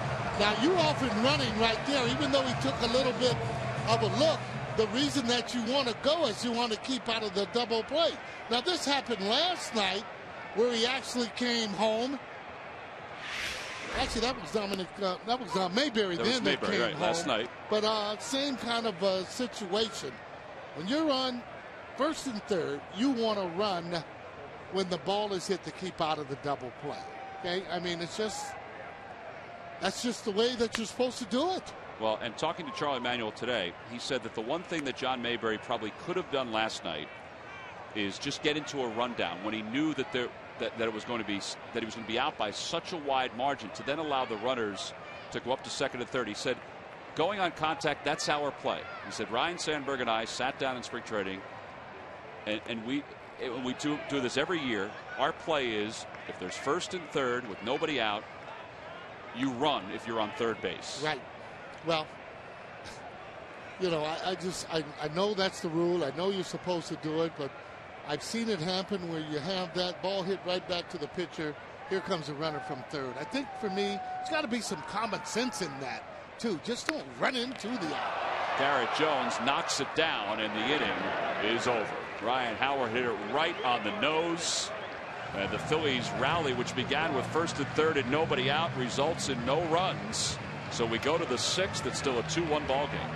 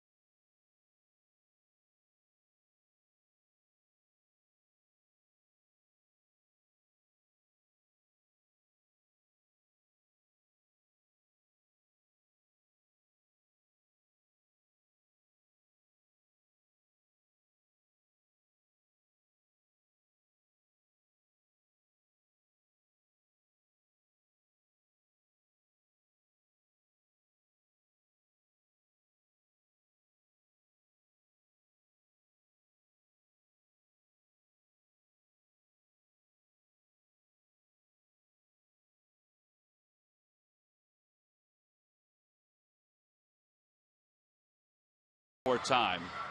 Michael Young hits the ball right on the nose to the third baseman Alvarez. Now, right now, for me, I'm running in. If I'm Jimmy Rollins, I'm running in. If they throw home, I'm going to get in a rundown. He left a little bit too late. You can tell as he's coming in, another double play. Well, Coors Light freeze cam. Watch Jimmy. Pedro Alvarez didn't even look at him, but he's indecisive right there, just waiting. Yeah, Alvarez didn't even look at him. Yeah, well, he kind of looked down. He kind of like just, I think he felt he wasn't running because he didn't see him at all, in his picture. So, again, you got to run for me on that situation. Get into a rundown if you can. Coors Light freeze cam brought to you by Frost Brewed Coors Light. Well, now Roy Halladay will go back to work with a one-run lead here in the top of the sixth. It's Travis Snyder, Andrew McCutchen, Garrett Jones due up. And the first pitch taken outside. It's 1 ball and no strikes.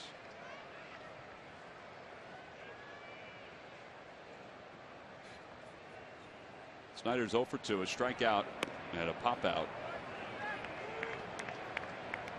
Boy, those are the situations, and the later the game it gets, the more it has to do with winning and losing ball games.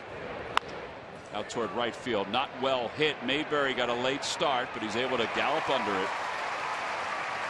And one away here in the sixth. Ball hung up. Mayberry able to get underneath that ball. Not hit very hard. I mean, Doc still has a lot of movement on his pitches.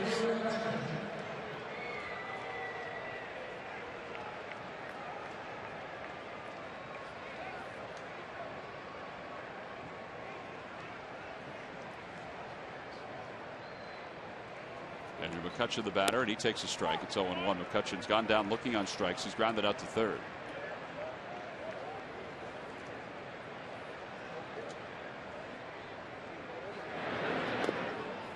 One the count.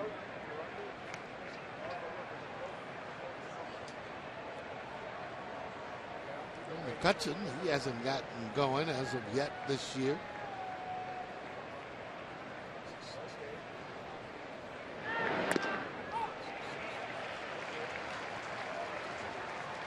Which is a good thing for most teams. He's obviously their best players.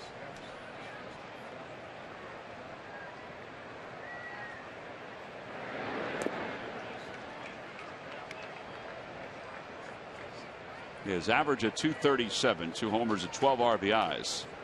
Doc's handled him tonight. He's got it even, 2 balls and 2 strikes. And he tried to get that ball to run back a little bit on the outer edge. Did that in his first at bat. Just missing, a little bit on that. I think, though, that if he does, he wants it more so down, don't you think? Absolutely.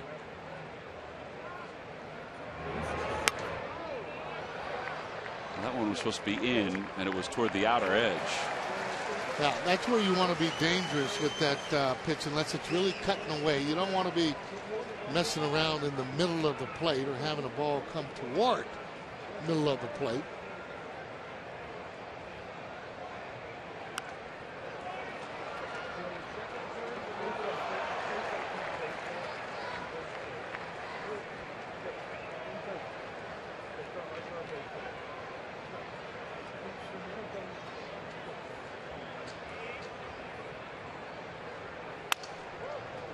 Sounded like he may have broken his bat, and it remains full 3-2. So McCutchen will go back and get a new stick. And usually they have a few of those bats. Everybody these days have their own bat bag. Back in the day, everybody's bat was in one bat bag. How many would you take on a road trip? Somewhere like around 6.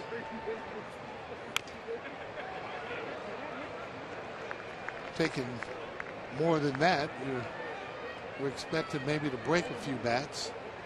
If you ever broke more than 6, would you just dip into somebody else's bag? Yeah, like Mike Schmidt. He used the same bat, same ounces. 3-2 pitch coming to McCutchen. Ground ball to shortstop. And there are 2 outs. Well, Roy Halladay's allowed just one hit so far through 5 2/3. We've been talking the last couple of days about what Jesse Biddle did the other night for the Reading Fightin' Phils. 16 strikeouts over 7 innings. And Murph, it was all the buzz yesterday. It's kind of been a carryover even till today. Everybody's still talking about that outing. No doubt about it, Tom. Everybody excited about it. You know, Jesse Biddle considered probably the top prospect in the Phillies organization, and what a night he had pitching for the Reading Phillies, as you mentioned.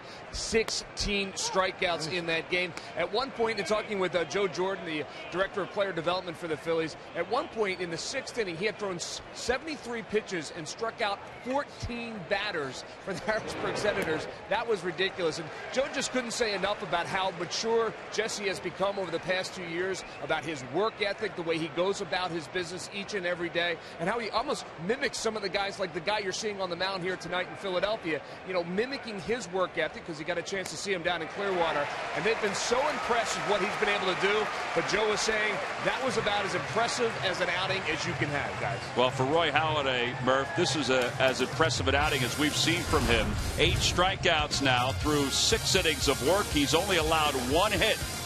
It's 2-1 Phils.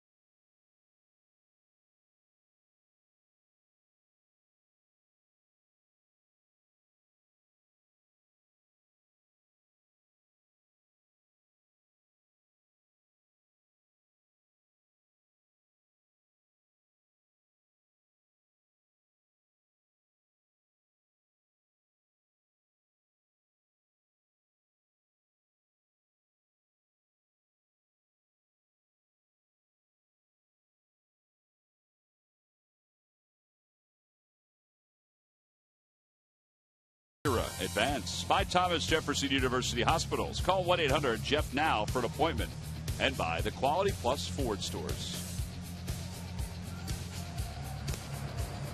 Phillies on top 2-1. One of those games where they've had chances. It feels like they're in more control than just a 1-run lead, partly because Roy Halladay's only allowed 1 hit through 6 innings of work. Yep. Mike Adams is getting himself ready. We're getting to that point. We're not there yet, where the back end of the bullpen will be utilized in a tight game. John Mayberry will lead it off against Wandy Rodriguez. It's Mayberry, Brown, and Ben Revere.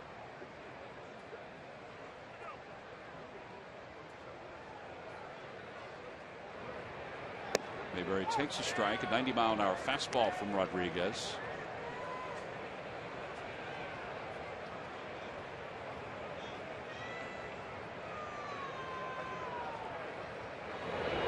Curveball, high chopper to third. Alvarez.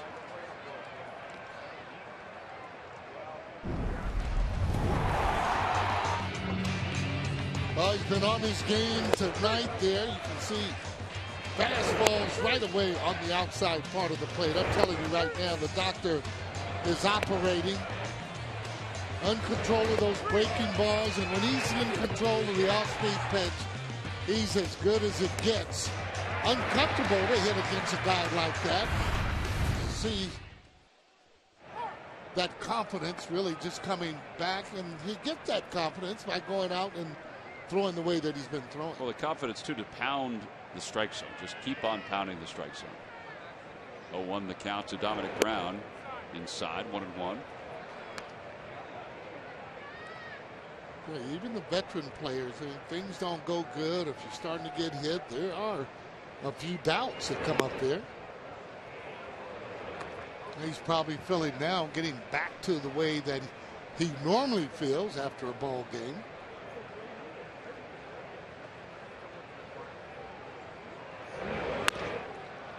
Took a breaking ball and hit it out towards second base. Wilson throws him out. 2 outs here in the bottom of the 6th. And Ben Revere is coming to the plate. For years, StubHub, Sarge, has been the place to find great Phillies tickets. And this season, you can get more with your ticket thanks to StubHub Fan Rewards. So get to StubHub and grab your seats today.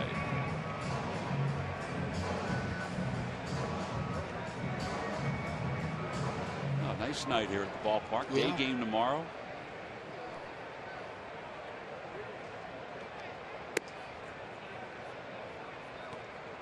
Utley will look to rebound off his last start in tomorrow's ball game.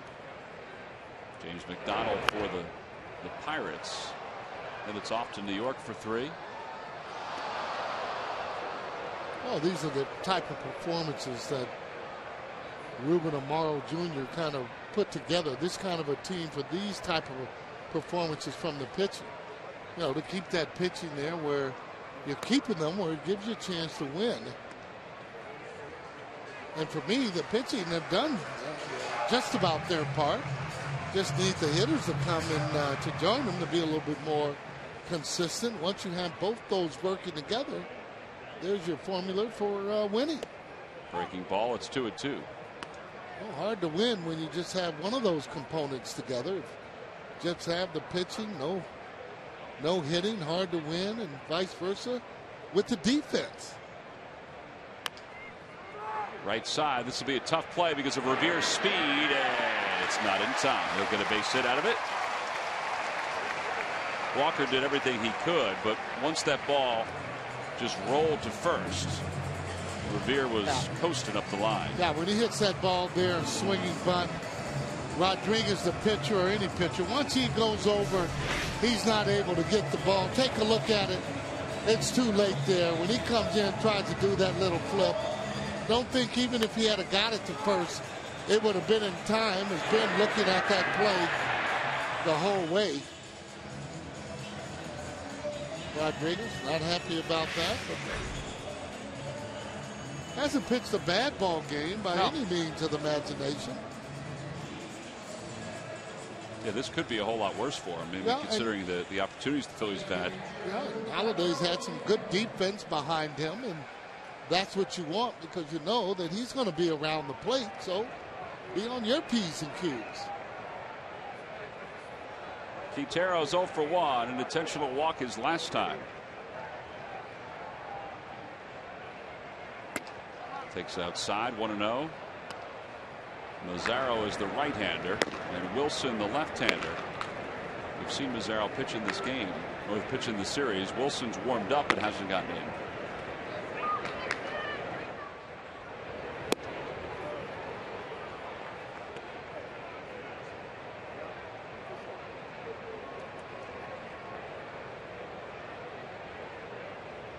One ball, one strike.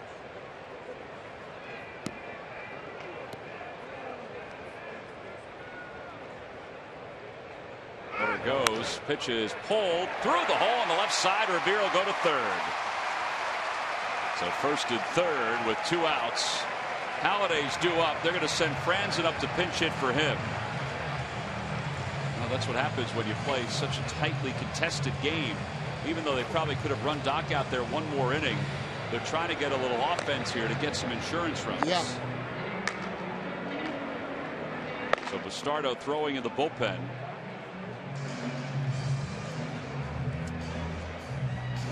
Well, 3 straight outings where I don't think you even have to blink anymore about Doc. Yeah. Would you agree with that? Well, you know what? He started throwing the ball pretty well. I was honestly really hoping to see him go out one more inning. I understand, however, the situation and Charlie going up and getting ready to use a pinch hitter, trying to get more runs. Not only that, though, you have Doc that leaves on a very positive note. As you see him getting a little handshake there from Charlie Manuel, manager. Well, Halladay tonight has allowed just one base hit. He's retired the Pirates in order on four different occasions. And every time the Phillies pitchers do that, Comcast will make a contribution to Phillies charities. Phillies baseball is brought to you by Xfinity, your home for the most live sports, giving you all your favorite sports all year long. So 3 straight solid outings for Doc. Remember after that second outing that he made here at Citizens Bank Park, where he was roughed up pretty good. He started talking about just how mentally he was dealing with his struggles in the first 2 games. He talked about his son saying, he's still his hero, and ever since then, he's figured some things out, as you would probably expect him to do. Franzen takes outside. It's 1-0.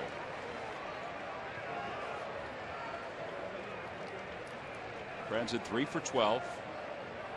Phillies pitch hitting crew has been one of the best in baseball.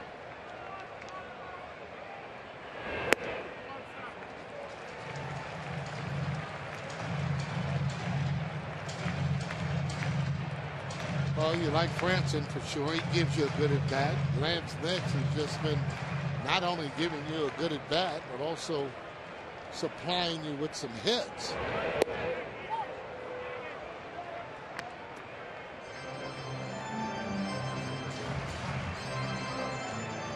No easy job at all to go up and pinch hit when you've been on the bench for not just all night, but several days. Back toward the middle. That's a base hit for Franzen. Revere scores from third. It's a 3-1 ball game. It doesn't get any better than that. Clutch hitting, that is unbelievable. And hitting it solid. Steve Henderson giving up that high five. And again, those guys work hard. Clint Hurdle getting ready to go out, and he'll ask for another pitcher. See how he kind of hesitated? He kept his hands back. It was a breaking ball, as opposed to bringing your hands forward. When you bring them forward, you're not going to be able to hit the ball. His hands were back. Doc giving another 5. There's another insurance run, and yeah, Franzen says, and he gives a little tough 5 to Juan Samuel. So Wandy Rodriguez's night is done. The Phillies are into the Pirates bullpen. They lead it 3-1. They still have 2 runners on with 2 men down. This is an AT&T call to the bullpen. The right-hander is coming in for the Pirates. We'll be back right after this.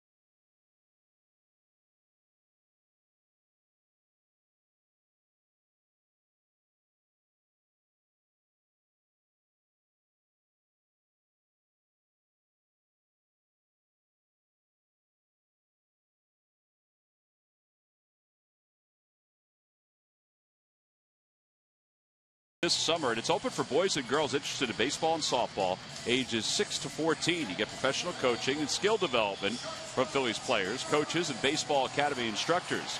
It includes official Baseball Academy uniform, 13 different locations, many weeks to choose from. Camp or reunion night, call 610-520-3400. Wandy Rodriguez's night is done. Roy Halladay's night's done too. He goes 6 innings, but he's got a 2-run lead to work with. And Jimmy Rollins greets Vin Mazzaro with a ground ball to second. 1 pitch, and the inning is over. So a little insurance for the Phils as they take a 2-run lead into the 7th thanks to the base hit, the pinch single by Kevin Franzen. We go to the 7th.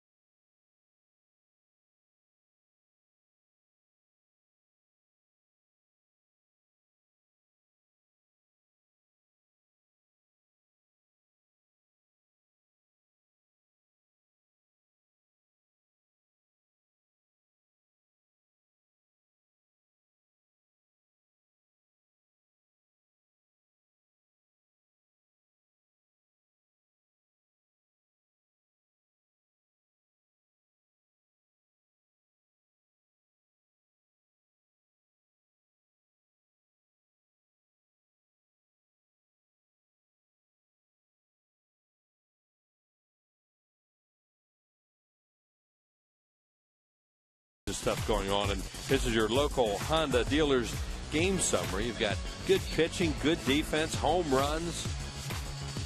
Chase Utley and Ryan Howard with the solos. Roy Halladay, they hit for him in that inning, and it worked out because Kevin Franzen came through with a big clutch pinch hit single to knock in a run, give the Phillies a 3-1 lead. There is Franzen right there, hit that hook back up through the middle after taking a breaking ball for a strike. Good job by Kevin, who's now, what, 4 RBIs as a pinch hitter this year, right? 4 RBIs as a pinch hitter, 4 for 13. Well, it's good to see. It's good to see Kevin have success. Here's Antonio Bastardo, who will take over for Roy Halladay. 8 games so far for Bastardo. 7 strikeouts and 7 1/3 so far. 2 hits allowed. It was interesting seeing them hit for him there for Roy Halladay, and just after 6 innings to try and pick up the extra run, 2 outs. That'll be one of those things I'll talk to Charlie about after the game, and it worked out. Neil Walker leads it off. It takes outside. It's 1 ball and no strikes. Another one of the reasons they did it is because they feel good about the back end of their bullpen from the 7th inning on. So we'll see. And it's been good. There's no doubt about that. The bullpen for the Phillies, a 2.09 ERA the last 16 games. Wilson fouls it away. It's 1-1. And they got the night off last night because of the fact that just Almont was used after Cole Hamels' 8 innings. So they're all rested.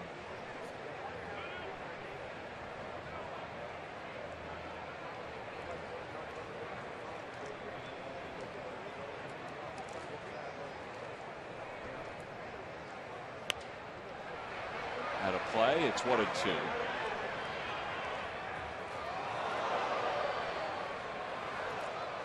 These lucky fans are tonight's Citizens 7. They will receive a prize pack courtesy of Citizens Bank. Citizens Bank with the most 7-day branches in the Philadelphia area. To find a branch near you, visit citizensbank.com.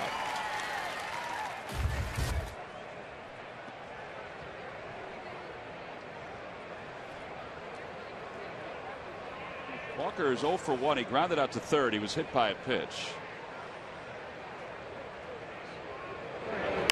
On the hands. That's a good pitch. Out to shallow right. Oh. And Utley makes the catch. Mayberry looked like he was calling it. He should. It's his play.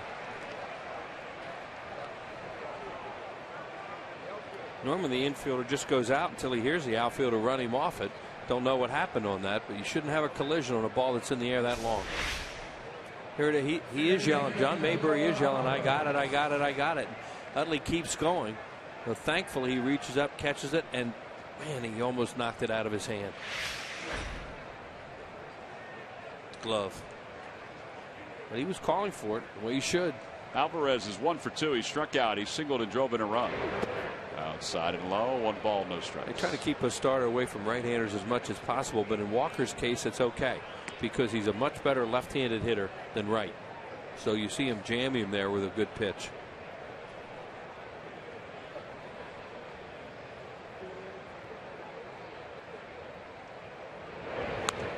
Out of play, 1 ball and 1 strikes.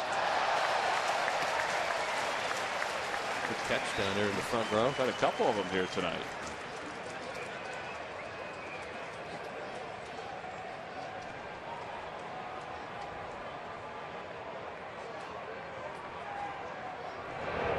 Swing and a miss. 1 ball and 2 strikes.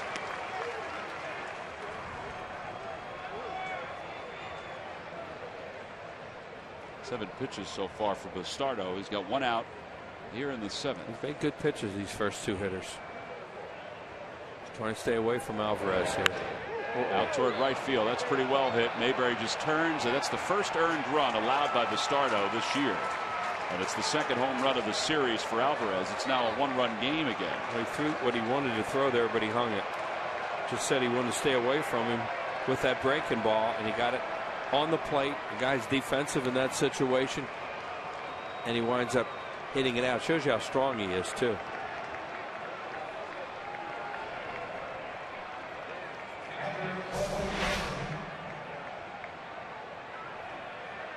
See, it's supposed to be out there. And watch where it goes. Up. In a good spot and a good hitting spot right there. So the idea was good. Throw a slider down and away, make him chase, strike him out. He hung it, and give Alvarez credit, hit it out of the ballpark. Ground ball toward third. It's a fair ball. Backhanded comfortably by Young. 2 outs here in the 7th. Time now for the Major League Notebook. Murph, take it away, buddy. Well, thank you very much, Tom. Brought to you by Gwynedd Mercy College, and the Cubs are taking it slow with right-hander Matt Garza. He was scratched from his rehab outing because of soreness in his pitching arm. The team believes it's just routine aches and pains, but they're not taking any chances. And Garza has yet to pitch this season. And the Dodgers, well, they're going with Ted Lilly tonight to start their ball game, and that marks the 8th starting pitcher this season already for the LA Dodgers. Of course, they've already got a couple of guys, starting pitchers, on the disabled list. It's the first time they've had 8 starting pitchers in the first 20 games of a season since 1949, and I'm sure they hope it's about that long before they have to go through it again, guys. Well, he went 5 innings tonight. He's now given away to the bullpen. Ted Lilly has. It's remarkable. That was one of their strengths coming in, starting pitching, and it happens. You know, the injuries are a part of the game. Talk about you never have enough starters. There's a perfect example. They just had a home run by, I think it was Matt Kemp, under review, and it was upheld. A 2-run homer, so they took the lead. First home run for Kemp since last year. Wow. And it was opposite field. Yeah, and Usher tried to make the catch, but he was beyond the fence, and it popped back into play. So that's where the illusion was. 0-1 pitch to Sanchez. Low. It's 1-1. I think the New York papers will have pictures of that. Yeah, I feel for the person. Oh, I think they would.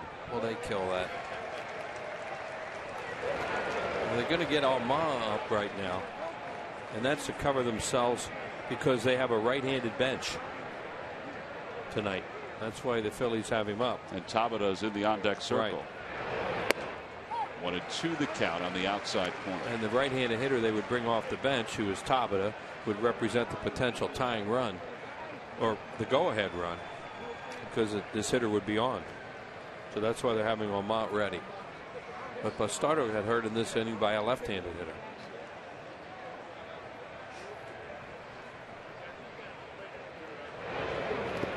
In the dirt, 2-2. This guy's had a fun night, or the McDonald did. The way he got robbed twice tonight by Utley and Dominic Brown. Yeah, I forgot about that. That Utley was the one who robbed him the first time he was out. So now they give way to Sanchez. They decided to let him face the tying run here, but they're not going to let him face a right-hander who would be the potential go-ahead run. Pedro Alvarez, his home run, has made it a one-run game. He has both RBIs tonight for the Pirates. He has big-time power if they can ever get him to be consistent some way.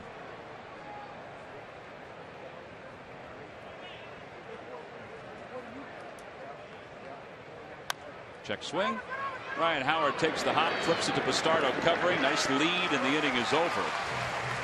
The Pirates do pull within one with a home run by Alvarez. Chase Utley's going to lead it off after we stretch here in the seventh.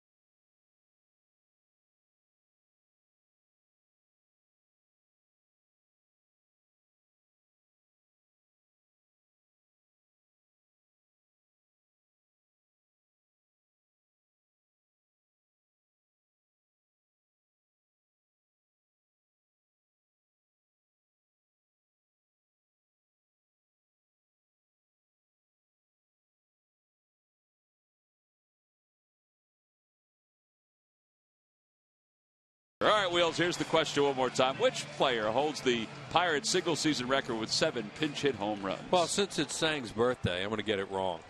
Just for Sang? I don't know the answer. I'm not comfortable with it. I'm going to say John Milner. John Milner is a good guess. Thank it is you. incorrect. Yeah, I figured it would be. He is a right-handed hitter, the winner of this one. Oh, yeah? War number 38 for the Pirates. He had long locks. Blonde? Yes. Oh, you just can't remember his name. You know what he looks like. That big guy hit one off the Phillies on opening day off Millwood. I can't think of his first name, but his last name's Wilson. You are correct. You're half right. It is Wilson. It's Craig Wilson. Okay.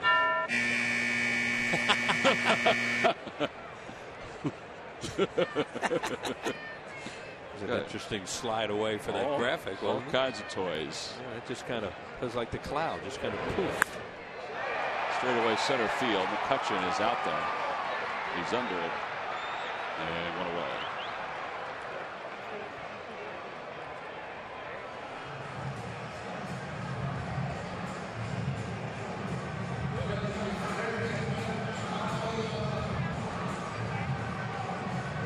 Here's Michael Young.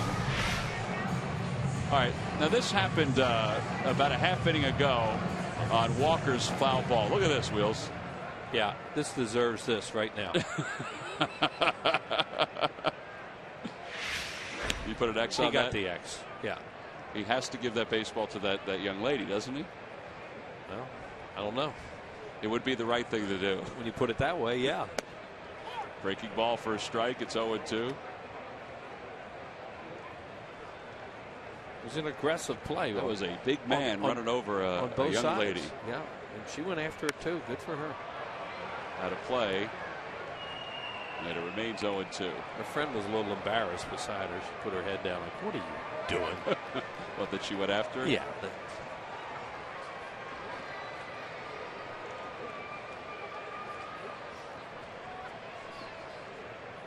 0-2 the count to Michael Young.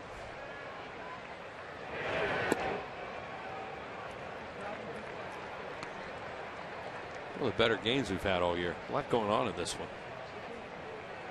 A lot of strategy, great defensive play, some homers. Ground ball towards shortstop. Michael Young's 14-game hitting streak on the line. He's retired on a 6-3 putout. Games just seem a little better too when you're not freezing during. Well, that is true. It was a much more pleasant night, and Doc was outstanding through 6 innings. Brings us through to our Mazda leaders, and you see Ryan Howard. Since 2006, he has 2 more home runs than Albert Pujols for the major league lead. Hit number 278 tonight. Here it is. He got that hanging hook, and oh, did he crush it to a second decker? That was way out. They've had 2 second tankers here tonight. Chase Utley had one too.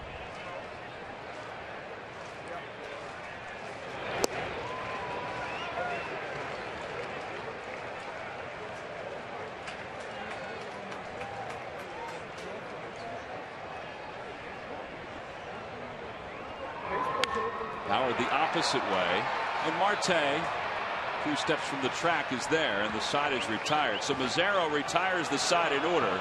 He retires the 4 batters he faces. We'll go back to the bullpen where Mike Adams is due to come out to start the 8th.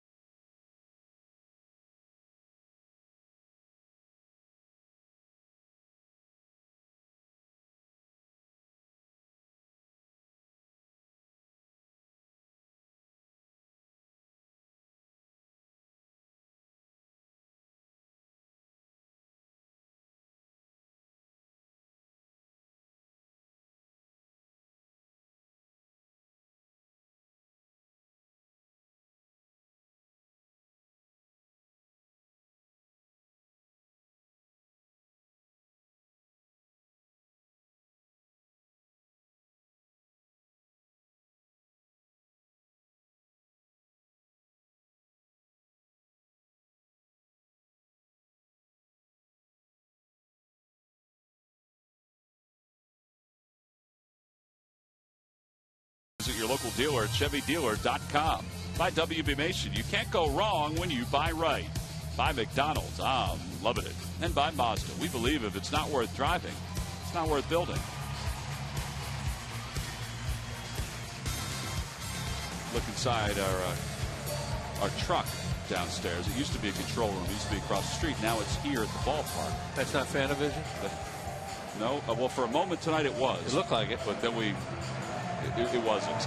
No. That's where John DeSangra was celebrating his birthday. That is correct. Correct. I believe Sarge has made his way over to Fanavision, or at least he said he was going to apologize. To Dan? Yeah, to Dan. To Dan Baker for saying that the balls and strikes here at the ballpark are sometimes wrong. Mike Adams in the ball game. This is his 11th game. Adams 1-1, an ERA of 2.00, 14 strikeouts in 9 innings.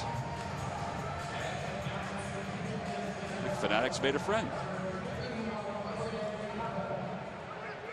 Well, as we start the top of the 8th, Jose Tabata is going to lead it off for the Pirates. It'll be Tabata, Starling Marte, and Travis Snyder. Tabata is going to pinch hit for Mazzaro, who did a nice job. He retired all 4 hitters that he faced.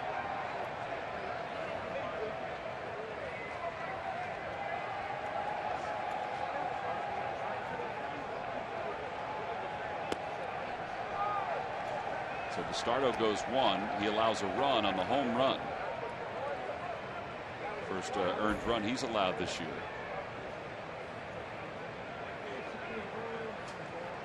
Michael Young is only a step from the line at third. Howard off the line at first. The right-hander up.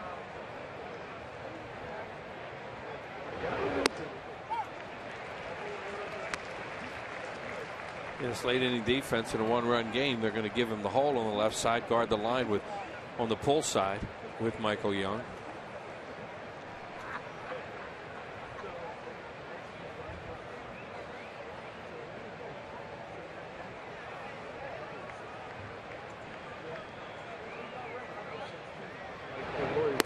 Outside, and it's 2-1.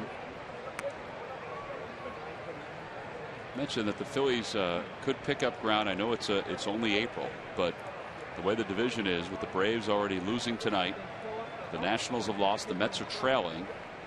Phillies could gain a game on all three teams that are ahead of them if the Mets wind up losing to the Dodgers. Ball's fouled back. It's 2-2. Well, they just have to play better, and they played better here tonight. One base running snafu, and it's all like last year. It took so long to get to 500 after they got under it, and that's a key. You get to 500, and then you think, all right, let's go from there. And they've gotten themselves in a little hole so far this year. Last year, it was a big one. 15 under at one point. It's nice to have a guy like Ryan Howard and Chase Utley both going yard tonight against a left-hander. 2-2 pitch coming to Tabata. Outside and low, 3-2.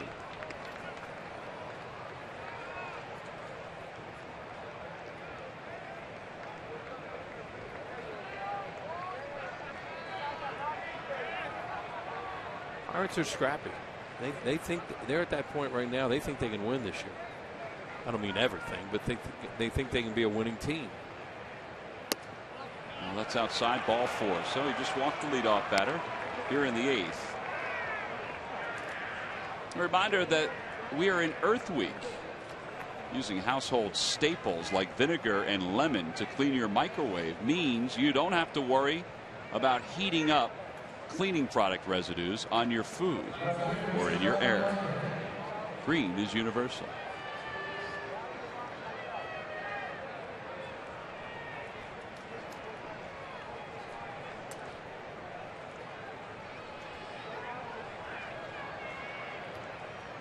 Stuff is very educational, and enjoy those. Some of them, though, you have to kind of read more than one time. You got to think about them.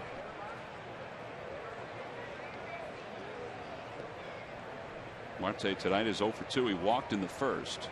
Green tips with instructions. You watched the Flyers game last night against the Bruins. The peacock was green. See it here tonight. Top left corner, it's green in honor of Green Week.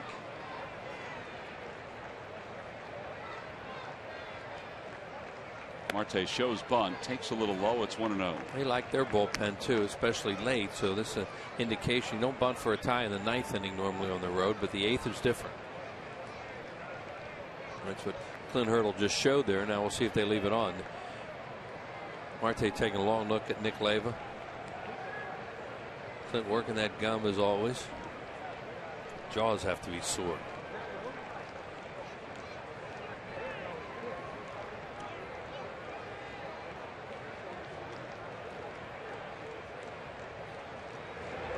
Marte bunts it foul. It's 1 ball and 1 strike. Yeah, that's not a good effort to give yourself up there to sacrifice it. He may take it off after seeing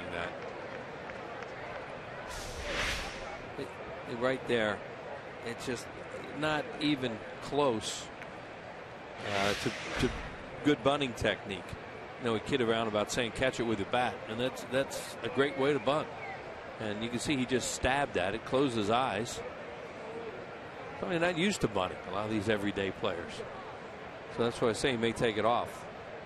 Nope. No, he squares again, and he bunts it in the air. Quintero can't get back to it. Now it wasn't high enough. Yeah, now take it off.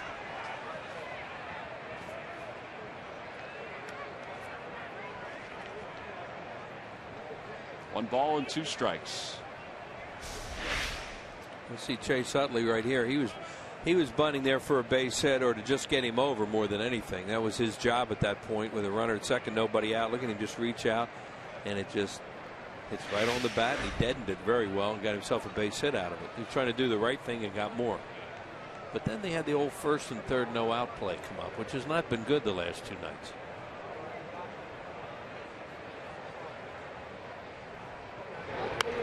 He fouls the 1-2 back to the screen.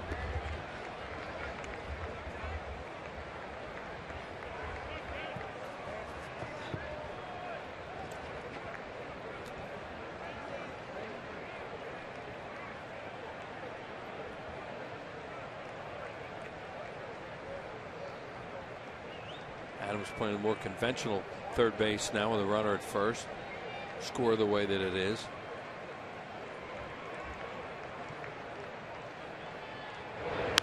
Over toward third, knocked down by Michael Young, and he has no play.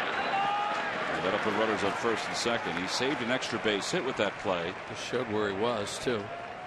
That ball was hooked towards him. Well, now a tough spot for Adams and the Phillies. He wouldn't figure Snyder's a guy that could bunt, but he may be asked to here. He come out a little bit late, and the ball was hit pretty hard, hooked down towards him, and he knocked it down. So that's the third hit for the Pirates tonight. Well, the bullpen so far, this is not going the way they wanted it. That's why they took Roy Halladay out. They pinch hit for him. They got an extra run out of it, but then they turned it over for 9 outs, and it's a little bit of an adventure tonight. You think they'd have Snyder bunt here?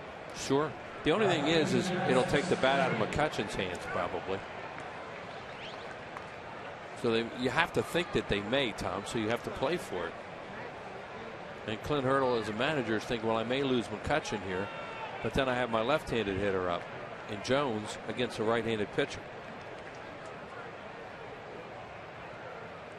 Well, he squares, Snyder does. He takes a strike. The throw to second, they've got no. Tabata got back. Somehow he got back in. Rollins just threw his arms up. He must have slid to the back of the bag. He did. And got away from the tag. Because he has him here. This is really a good play by Quintero. Strong throw. He's safe. It's a good call. Here it is again. Tags a little late and high. Gets the back of the bag. Safe. Quintero knew he knew he had him. Oh, he had him. Oh no. Line drive, base hit it to right field. The Pirates will tie this ball game up. It's now a 3-3 game. Snyder brings home Tabata, and they've got first and third with nobody out. And he takes a bunt off. What happened, Jimmy Rollins was standing on second base when that pitch was thrown. He had moved in behind the runner, but it didn't matter because he pulled it the other way. You see right here where Jimmy right there has moved in behind the runner, so that whole area on the left side was open, but Snyder pulls it the other way. So they had this one set up kind of the way they wanted it tonight, with the back end of the pen, which they think is better this year, and it's not working out. And here comes Andrew McCutchen. He's 0 for 3. McCutchen's grounded out twice. He is struck out. He has Marte over at third, Snyder at first. The infield is now coming in.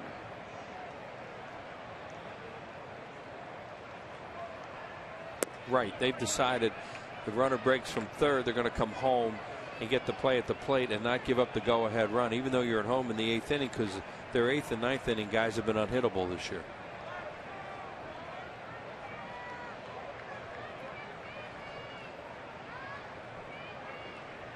Jeremy Horse is starting to throw in the pen for the Phillies. Swing and a miss. 1 ball and 1 strike.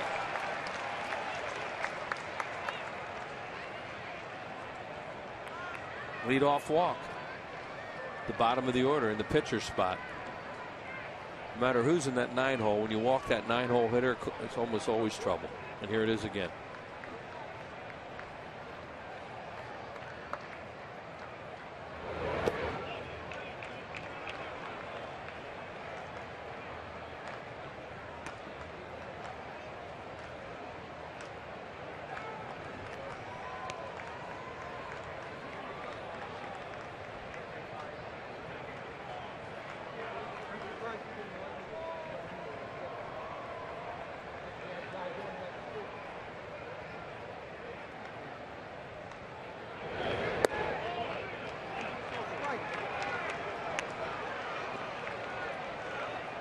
Quintero's going to go out and talk to Adams. It's 3 balls and 1 strike. Phillies were up 3-1 going into the 7th inning with their bullpen Pirates scored a run in the 7th on a home run by Alvarez. Now they've scored one here in the 8th, and they've got 1st and 3rd with nobody out. And Mike Adams has already thrown 17 pitches.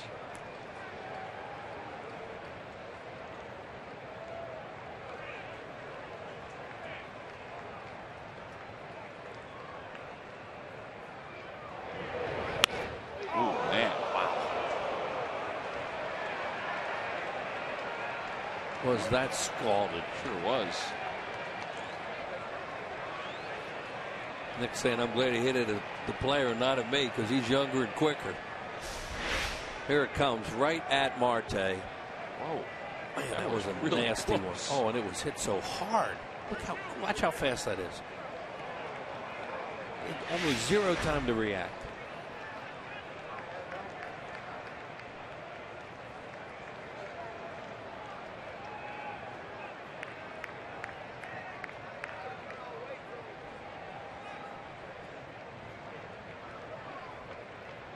Run here, they probably won't throw through if it's a strikeout. He doesn't go, and a dribbler foul, and it remains full 3-2.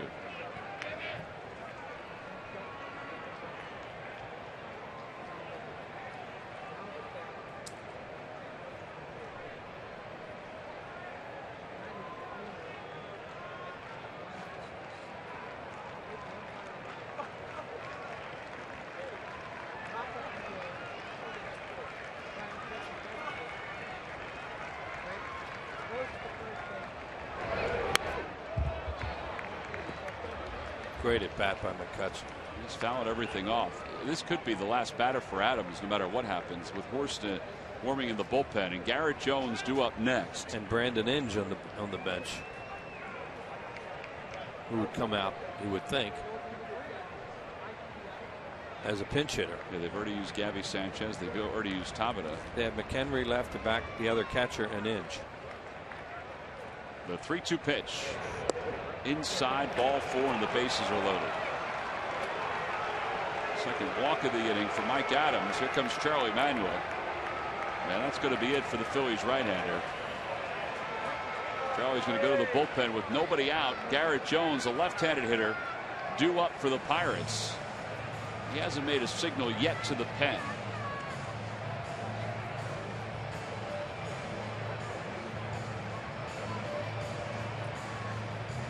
Well, we've got a pitching change here at Philadelphia. Tough spot for Jeremy Horst, coming in with the bases loaded and nobody out.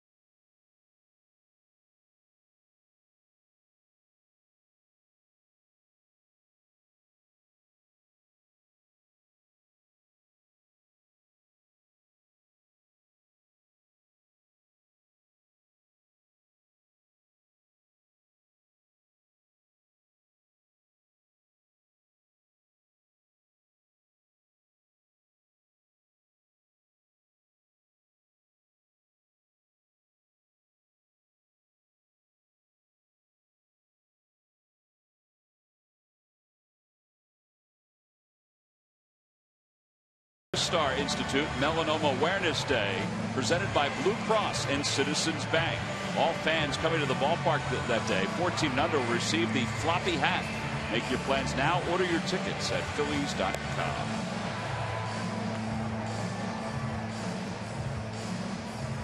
Now we're tied up at 3 all of a sudden here in the top of the 8th inning, and Jeremy Horst will come into the ball game not to face Garrett Jones. He's going to face Brandon Inge, as Wheels had mentioned. Morris 0-1, an ERA of 7.04, 6 strikeouts in 7 2/3. This is a difficult spot right here. Again, you have to play the infield in too. Double play gives them the lead. As I mentioned, their 8th and 9th inning guys have been really good, so they don't want to give up the lead even at home. Even though you're at home, sometimes you'll do that and not worry about it as much. But I think they can think that way. Well, and with Melanson warming up right now in the pen for the Pirates, you figure that Grilli is available to pitch the 9th inning. Right. So Inge will pinch hit. 1 for 4 in last night's ball game, just off the disabled list. And he takes inside. It's 1-0. Talking to Clint Hurdle the night before the game, he said he really thinks Inge can help his club against some left-handed pitching. And here's the situation. Well, he played third base last night. He's got the bases loaded and nobody out. Through the hole on the left side, of base hit. Marte scores. Rounding third and being held there is Snyder. And the Pirates take the lead on a pinch single by Brandon Inge. There it is. That's a double play ball. But because you have to play the infield in, you don't want to give up the go-ahead run. Bam, it gets through. Double play ball, easy the way this is hit. Look at it. Look where it would have been if you're back. If the shortstop's back where he normally is. 6-4-3 double play. They gamble the other way. Well, they're going to keep the infield in here, down by 1, and Walker due up. Neil Walker, the second baseman.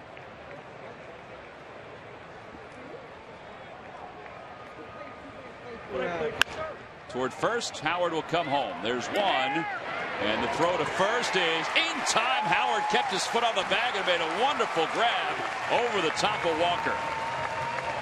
It wasn't an easy play. No. 3-2-3 on the double play. But it's huge because if you can get another out now, you're still only down by 1 at home when it looked like they were ready to break it open. Runner coming in from third had no chance to get to Quintero. Watch. Ball's hit quickly. Howard gets it to him. Now watch Quintero get out of the way because that runner from third wants to get down there and try and knock him over. And good job by Ryan. Catch it. Stay on the bag. So now McCutcheon's at third. Inge is at second. Alvarez the batter. And Alvarez waves at the first pitch. 0-1. Alvarez 2 for 3 tonight. 4 for 7 in the series. He has 2 home runs.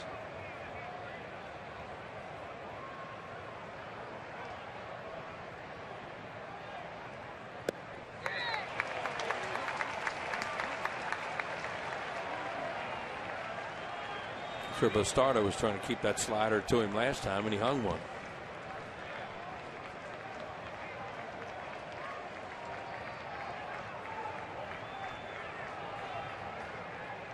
Oh, 2 pitch. Just outside.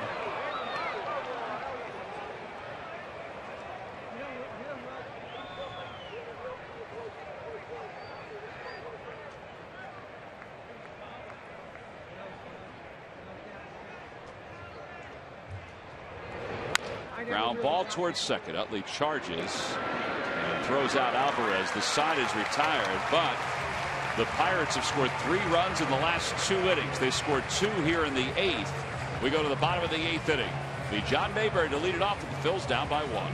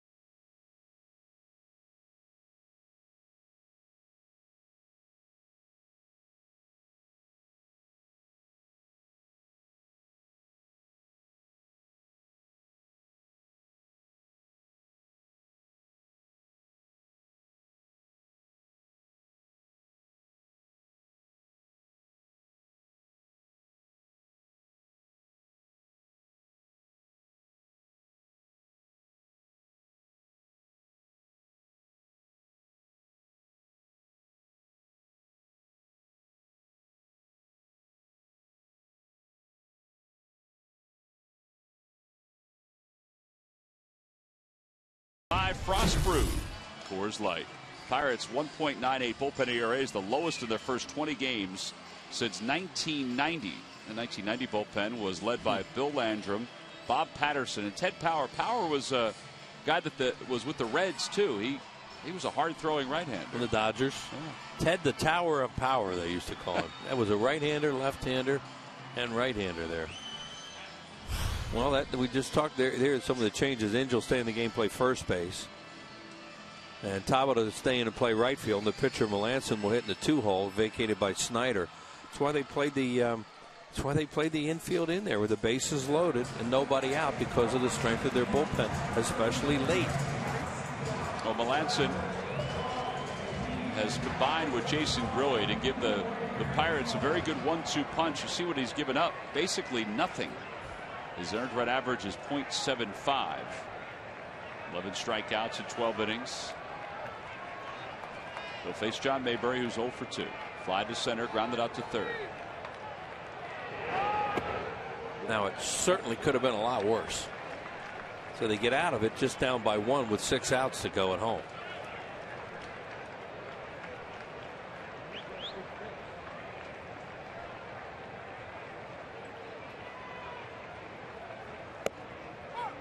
Back-to-back cutters. That one's for a strike. It's 1-1.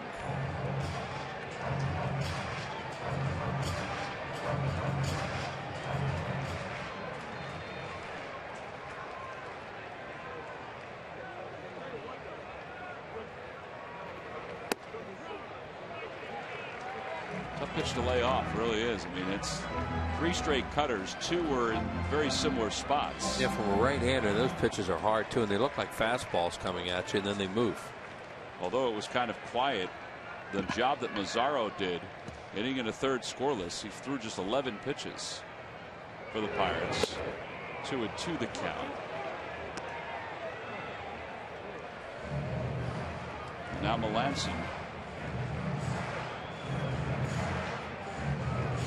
Phillies led this game 1-0. Pirates tied it up. Then it was 2-1 Phillies. Then it was 3-1. Now it's 4-3 Pittsburgh.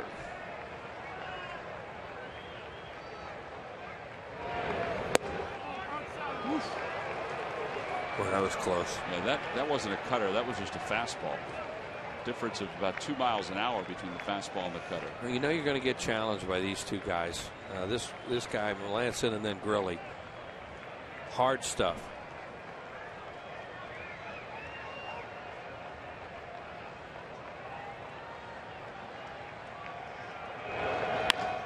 Out towards shortstop. I thought Brandon Inge may have pulled his foot off the bag. Barmes, who's in the ball game playing shortstop, is able to make that play for the first out. Dominic Brown now gets a chance.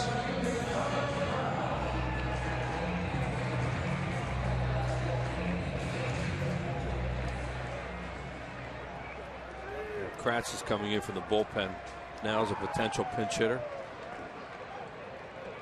Yeah, he'll bat for Quintero, you would think. Inside corner for strike 1. It's 0-1.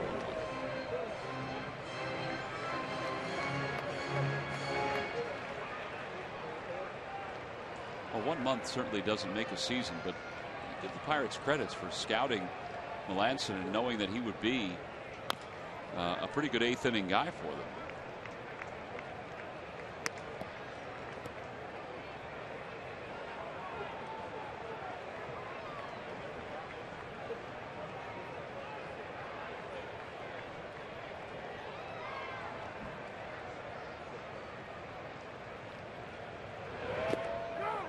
Did he go? No, says the third base umpire Brian Knight. And now it's 1 ball and 2 strikes. What happens when you're a manager in these situations? You want to win these early season games because they mean a lot, but they also know that they're using these guys an awful lot early on, and that's been one of their problems the last couple of years is their relievers have really blown out late in the season. And Clint's aware of that, but you know you got a game sitting right here in front of you. You have a chance to win. Go for it.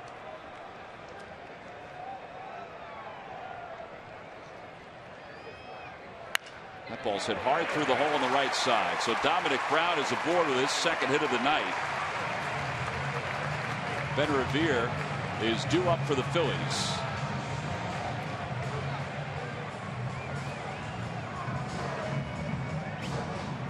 They're going to motion to their infielders in the corners trying to move up. Revere, who has an infield hit in tonight's ball game.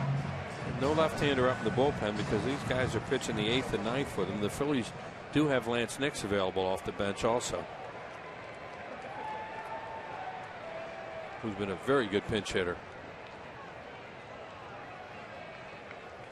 They're going to guard the line at third so that Revere can't shoot one down there, and also guard against the bunt. And this could be 2. And it is going to be 2. 6-4-3 double play. And that'll wrap up the bottom of the 8th inning. Well, the Phillies got a batter aboard against Melanson, but they couldn't push him into scoring position. We go to the 9th inning. It's a 1-run lead for the Pirates.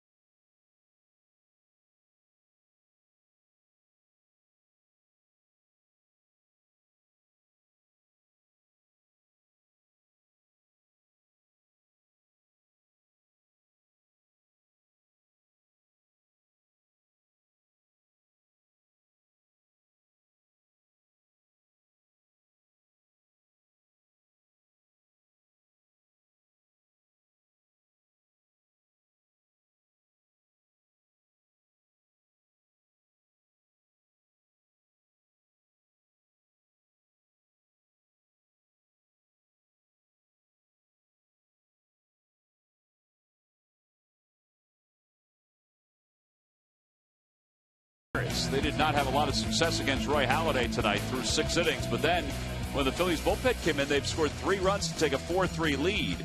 And you take a look at what they've done. Pedro Alvarez has had a nice night. He's a home run and 2 RBIs. But give some credit to some of the guys that have come off the bench to help out their cause, like Brandon Inge, who has a base hit and an RBI for the Pirates. That was their thinking, that he can help them against left-handed pitching. When they went to the left-hander, because Mike Adams struggled tonight, they brought Inge out and he got a base hit for him. The Phillies did get the base runner in the 8th inning off the base hit from Dominic Brown. They elected not to pinch hit for Ben Revere, and he hit into a double play. It's surprising that he's hit into as many double plays as he has this year with his speed. He's hitting them right at the bag. You know, one year, one of the fastest players I've ever seen, Willie McGee. Yep. Hit into a ton of double plays. I don't know. I can't tell you how many, but what I'm trying to point is, he'd hit these hard ground balls right near the bag with men on base, so they would have double plays.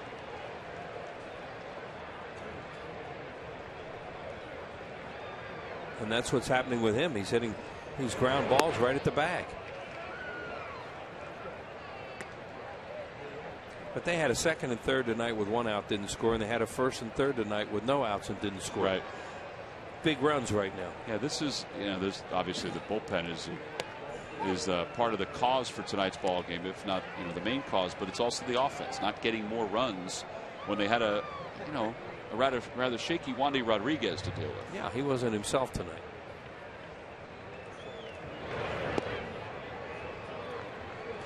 Jeff Halleckman, who's our producer, is just telling us that Willie McGee back in 1987 hit into more than 20 double plays. 27. 27. I knew it was a 24. I knew it was a ridiculous number for a guy who could just run with anybody. But Willie would hit these hard ground balls up the middle, left and right-handed, and grounded a double plays.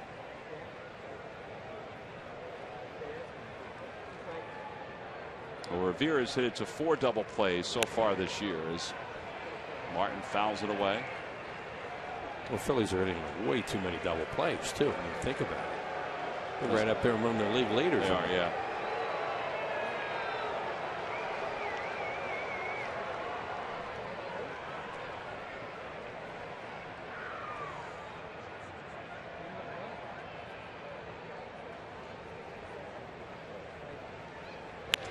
Off the end of the bat, out towards center field.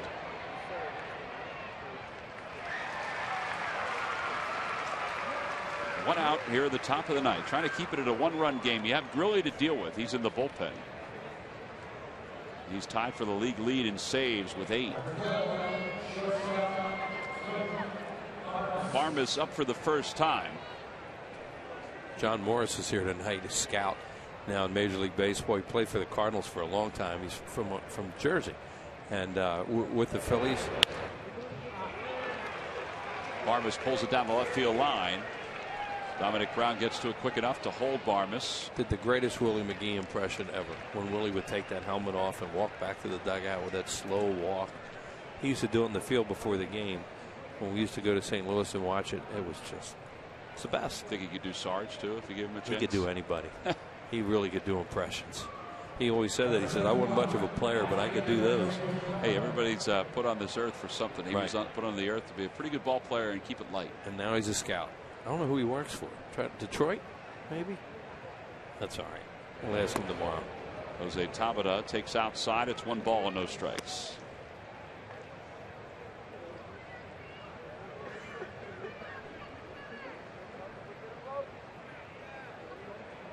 Tabata pinch hit back in the 8th and worked out a leadoff walk against Mike Adams.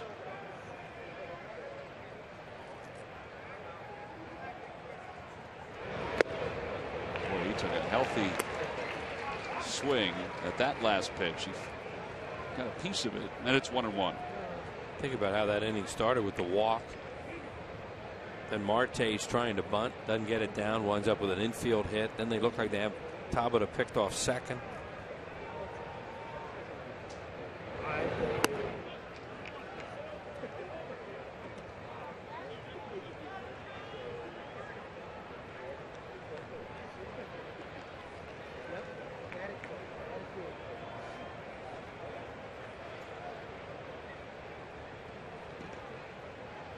Runner goes, and the pitch fouled away. That was a hit and run. Trying to get a first and third, and a fly ball for another run. In the bottom of the 9th inning, the Phillies will have Quintero, the pitcher's spot, and Rollins. Dave Jouse there with Clint Hurl, a longtime Major League scout and coach. Wheels have told that Johnny Morris is with the Reds. Reds, okay. Way outside, 3-2.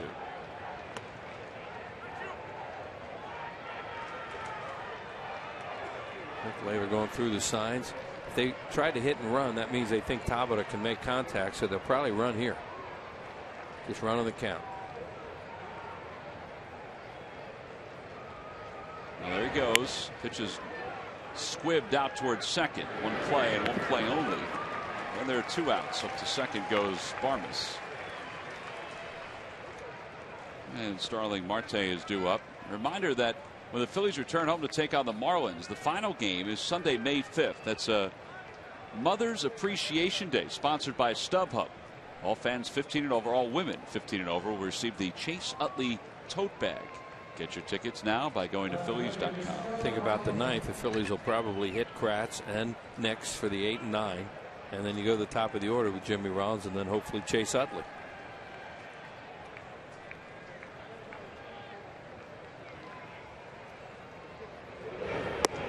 Marte singled and scored in the 8th inning.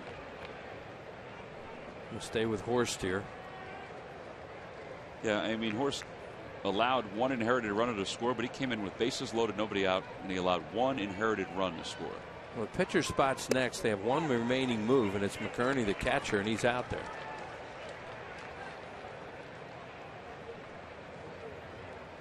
There's McHenry, who most likely will catch tomorrow. Yeah. He's done a heck of a job for them the last couple years. Popped up. Shallow right. Utley long run. And he got there and dropped it. It's a fair ball, and the Pirates will score another run. Marte's on his way to third. The throw offline. And it's a 5-3 ball game. Chase got there, but just couldn't handle it. There's a lot of little things in this game are really hurting them. It's going to be interesting to see how they score that too, because it's a tough play, but he was there. Sure, a real tough play, but it's one that he knows that he should make because he's there, and I can't tell where it hit off the glove, but there you go, right off the heel.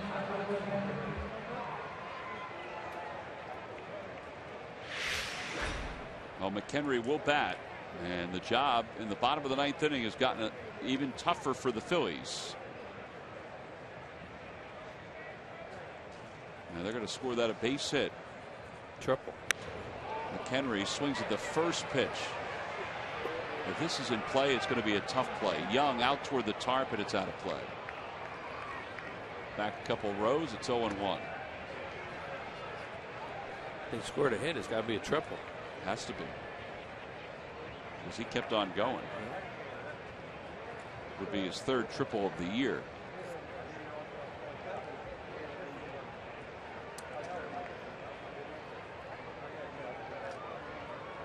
And they have now used up their bench.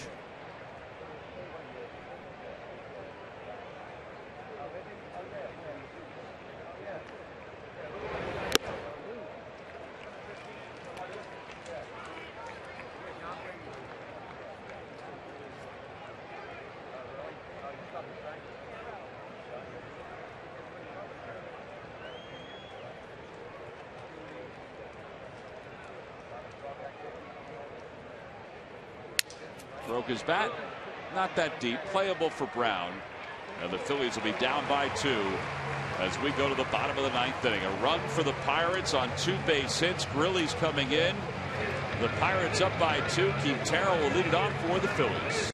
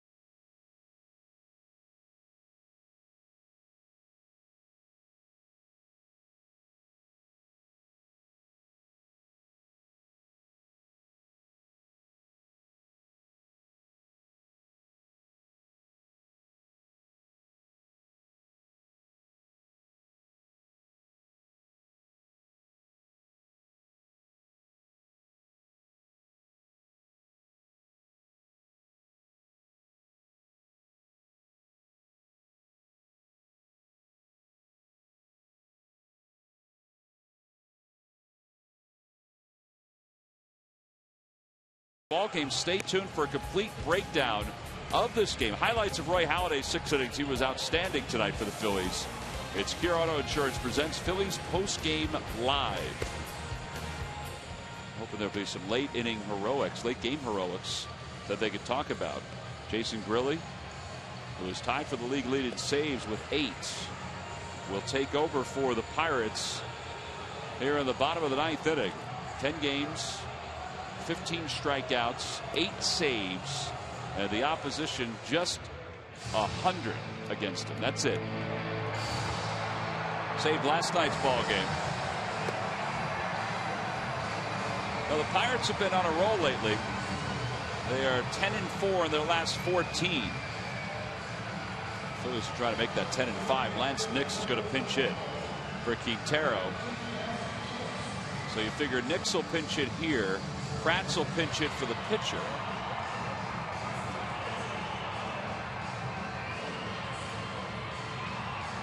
There's Eric Kratz.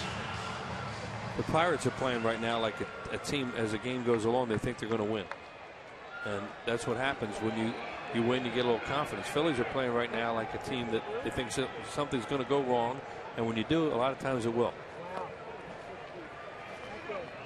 Nix has been the best pinch hitter in baseball this year. 6 for 11, as you just saw. Takes It's inside, 1 ball and no strikes.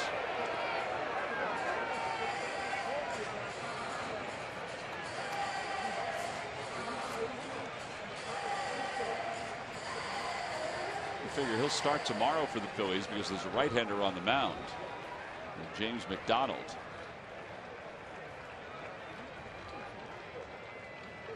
It's Carrera who's in the on-deck circle for the Phillies, with Kratz waiting on the stairs.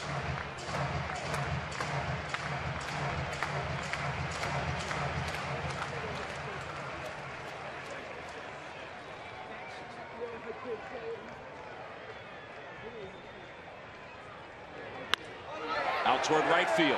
On the run is Tabata, and he got there. Ball just did not have the same zip on it that we've seen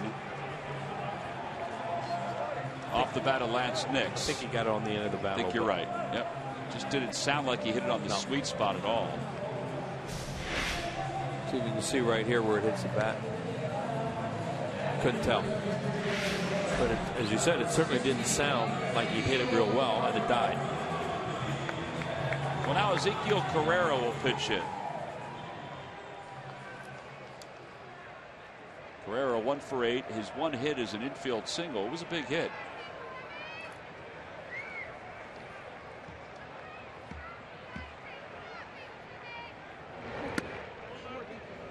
This guy has some speed. They're looking to try and get somebody on base, get the tying run up there. Oh, it's down. That's what it was. It's below the label. That's why it didn't go anywhere. That's why it didn't sound real solid when he hit it. Great replay. Oh, that ball hit him. He's aboard. It brings the tying run to the plate.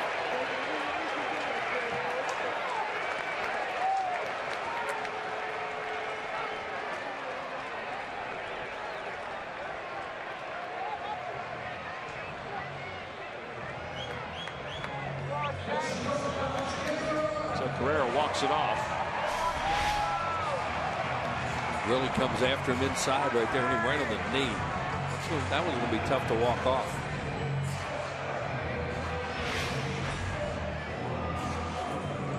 So Rollins represents the tying run. He's 2 for 4 tonight. He has 2 hits and 5 at bats against Grilly. One of those hits is a home run.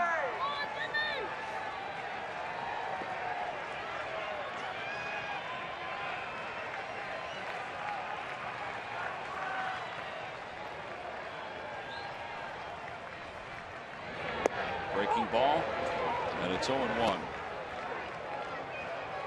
Difference between Grilly's slider and his fastball is about 12-13 miles an hour.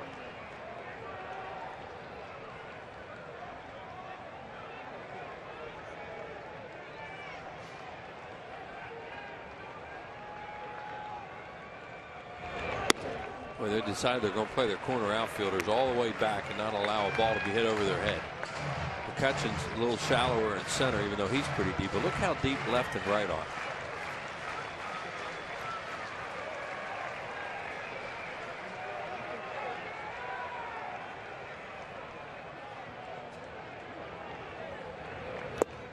Reason for that is to try and keep that tying run away from second base as long as you can, and that's to keep a ball in front of you as an outfielder.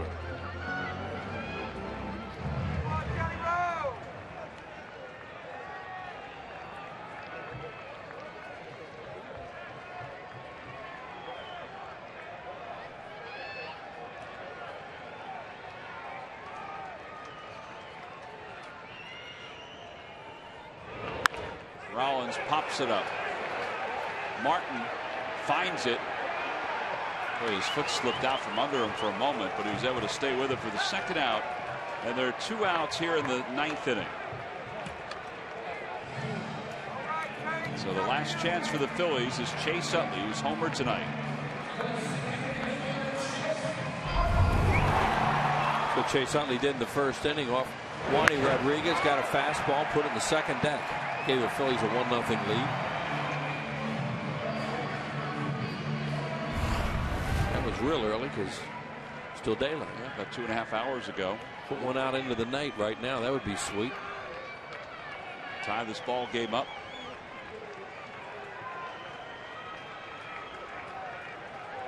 Utley has 2 hits in this ball game. His average at .312.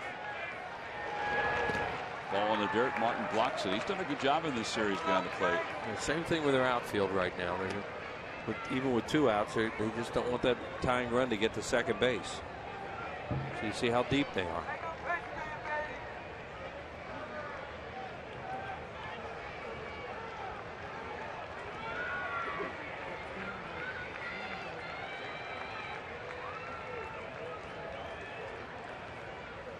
There goes Carrera, and the pitch is a strike. It's 1-1, and Chase Utley is not pleased with that call. That was not a strike. That wrapped right around the plate.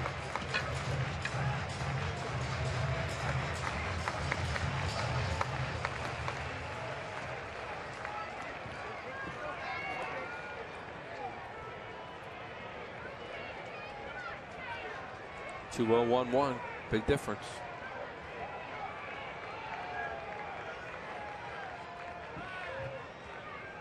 Now the runner at second, they have to go to different signs, so they have a little trouble with that.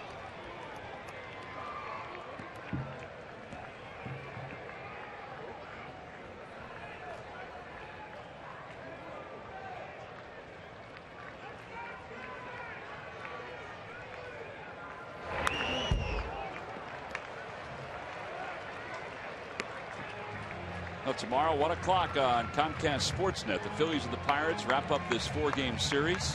Phillies wrap up this homestand. Cliff Lee, James McDonald, the scheduled pitchers for tomorrow's ball game.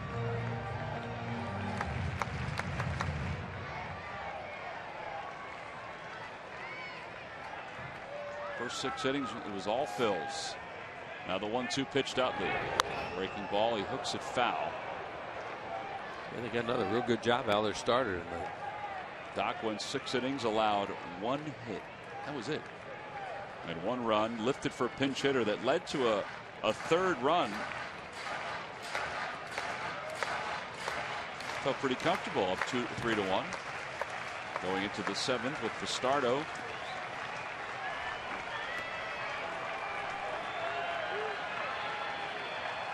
And the 1-2 pitch. He hits it foul and stays alive. Well, he's mixing fastball slider. That's what this guy does. Everything's hard.